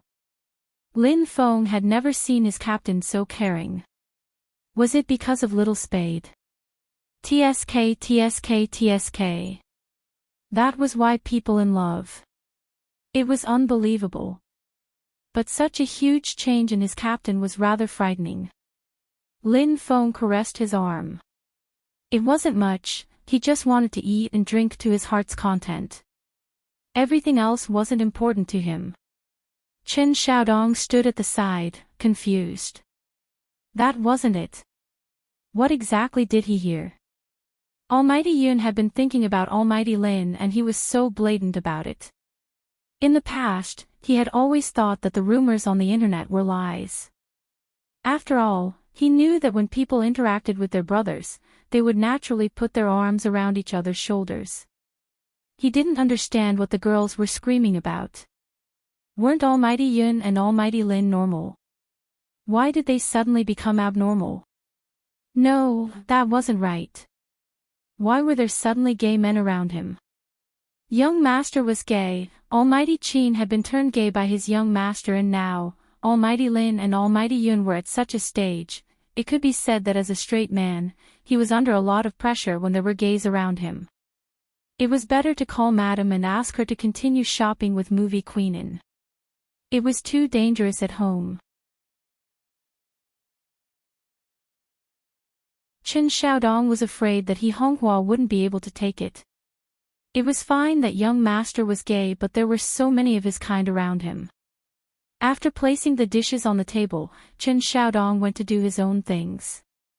Before he left, he glanced at the empty beer cans at the side. There were quite a lot of them. Bo Jiu was looking at the food as well. As she ate, she arched a brow. As expected, someone was going to be in trouble. Lin Feng was a naive boy. He didn't even realize that the Almighty was trying to force him to drink. This person. Bo Jiu didn't know what to say. At this moment, Lin Feng bolted upright. His body was shaking and his words weren't clear. No, I have to make a phone call and show off to that guy. Bo Jiu shook his glass. It was empty. She glanced at the bottle of Maotai the Almighty had pushed over. Needless to say, Lin Feng definitely drank too much. What are you showing off for? Bo Jiu thought to herself. Lin Feng tossed his phone onto the table before picking it up. He dialed a string of numbers, showing off that I successfully ran away from home. Bojo. What's there to show off? At this moment, Lin Feng's phone was connected. It was on speaker mode. The voice on the other end was familiar and steady, but there was a tinge of anxiousness. Where are you? Burp, why should I tell you? Lin Feng burped, looking rather arrogant. To Bojo, he was asking for trouble. Yunhu's fingers stilled. You drank. I didn't just drink, I ate meat too. That's right. I even saw. Lin Feng wanted to say that he saw a girl, but after scanning the surroundings, there wasn't a single girl. He changed his words. I even saw a hunk. Yunhu narrowed his eyes, his tone turning cold. Which hunk? A hunk with silver hair. Lin Feng was drunk, acting rather stupid. Don't bother about that. I'm just telling you, I won't be going back today. You can play with yourself. Yunhu arched a brow. A hunk with silver hair. Why? Lin Feng lifted his chin proudly. Can't I have silver hair? I'm more handsome than you anyway. Yunhu's voice was unhurried, as though he had changed into another person. There was even a hint of a smile in his voice. Why not? Have fun. Then, Yunhu ended the call. Lin Feng, who was hung up on, was a little confused. She turned towards Bojo. What does he mean by that? Does he not believe that I'm with a hunk? Bojo held her forehead. He didn't want to talk nonsense with you anymore and was coming to fetch you. Who else do you know besides me, the silver-haired hunk?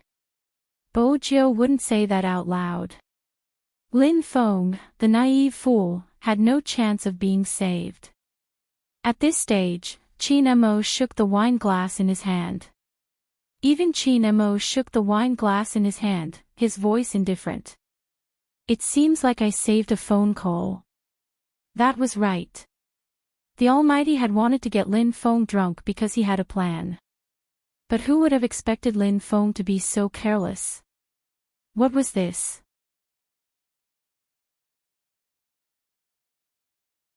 Did he pack himself up and send it to someone else's mouth to eat? Student Lin Feng, who was drunk, didn't realize this problem and insisted on having a heart-to-heart talk with Bojo. Tell me, isn't he too much? I still don't have a proper girlfriend and every girl that tries to get close to me is because of him. I don't trust women anymore, F***ck. You want a girlfriend?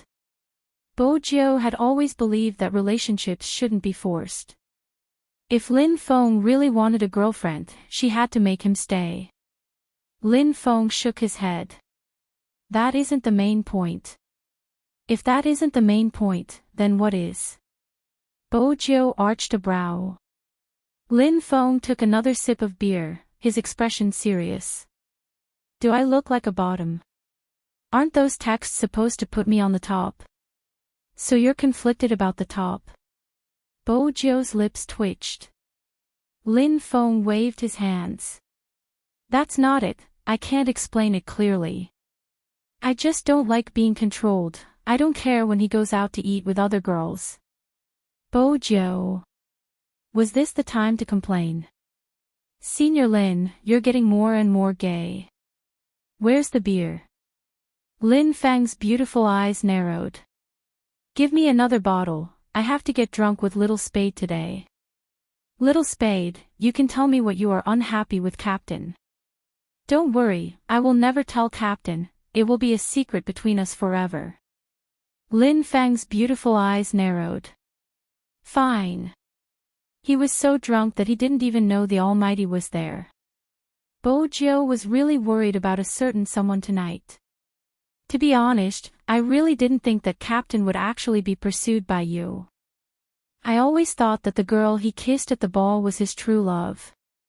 Lin Feng shook his head. Captain is too fickle. When Qin Mo heard this, he raised his eyebrows slowly and smiled. There was an obvious coldness at the corners of his lips. If you get caught by Yunhu tonight, will you die a horrible death? How is that possible? Lin Feng stuttered. That guy must have never expected me to be here. He must be thinking I'm having a date at some hotel. Is that so? Qin Mo lifted the corners of his lips. Bo Jiu watched as the Almighty sent a message to Almighty Yun. Bring him back. The reply came swiftly. I'm on my way, I'll be there soon. Indeed, from Lin Feng's words, Almighty Yun already knew where he was. But Lin Feng didn't feel any sense of danger. He continued to burp. Little Spade, who do you think that girl is? Oh right. Tell me honestly, what kind of clothes were you wearing that day? Why didn't we find you? Guess. Bo Jiu leaned back lazily. Lin Feng shook his head. It must have been ugly, I know how it feels. Dressing up as a girl is going to kill straight guys like us. Burp, that's not right, you aren't straight, you are gay. Wait a minute, stop swaying, let me see for myself. Why does it look so familiar? I remember now, that girl had the same eyes that day. Bo Jiu frowned, wondering if she had been recognized. She didn't want to be recognized. Her head hurt. Even Qin Mo turned to look at Lin Feng when he heard this. It was obvious that Lin Feng was still deep in thought, but only he knew what he was thinking. Bo Jiu was about to speak. Lin Feng slapped his forehead. Little Spade, don't tell me you have a younger sister that you haven't introduced to us. Bo Jiu. What a naive mind, always so curious. Your younger sister is really pretty. Lin Feng was lost in his own imagination. Did Captain agree because you look similar to your younger sister? Sigh. It's another story about a substitute. Little Spade, you're really pitiful. Bo Jiu was speechless. Why would a straight guy like you want to read a substitute story? Who said a straight guy can't read a substitute story? Lin Feng shouted again.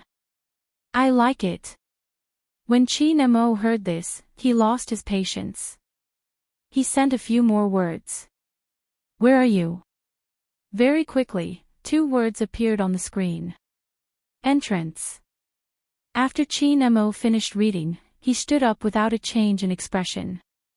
Lin Feng hooked his arm around Bo Jiu's shoulders, speaking the truth between brothers. Brother, let me tell you, there aren't any good men. If Captain treats you as a substitute, you have to kick him out. I will fight with you and kick Huzi out. I think you should turn to take a look before you say that. Bo Jiu held her chin, reminding him calmly, you're tuning into the LoveLore Library YouTube channel. We're so grateful for your support and don't forget to subscribe to join us on this incredible journey through captivating stories.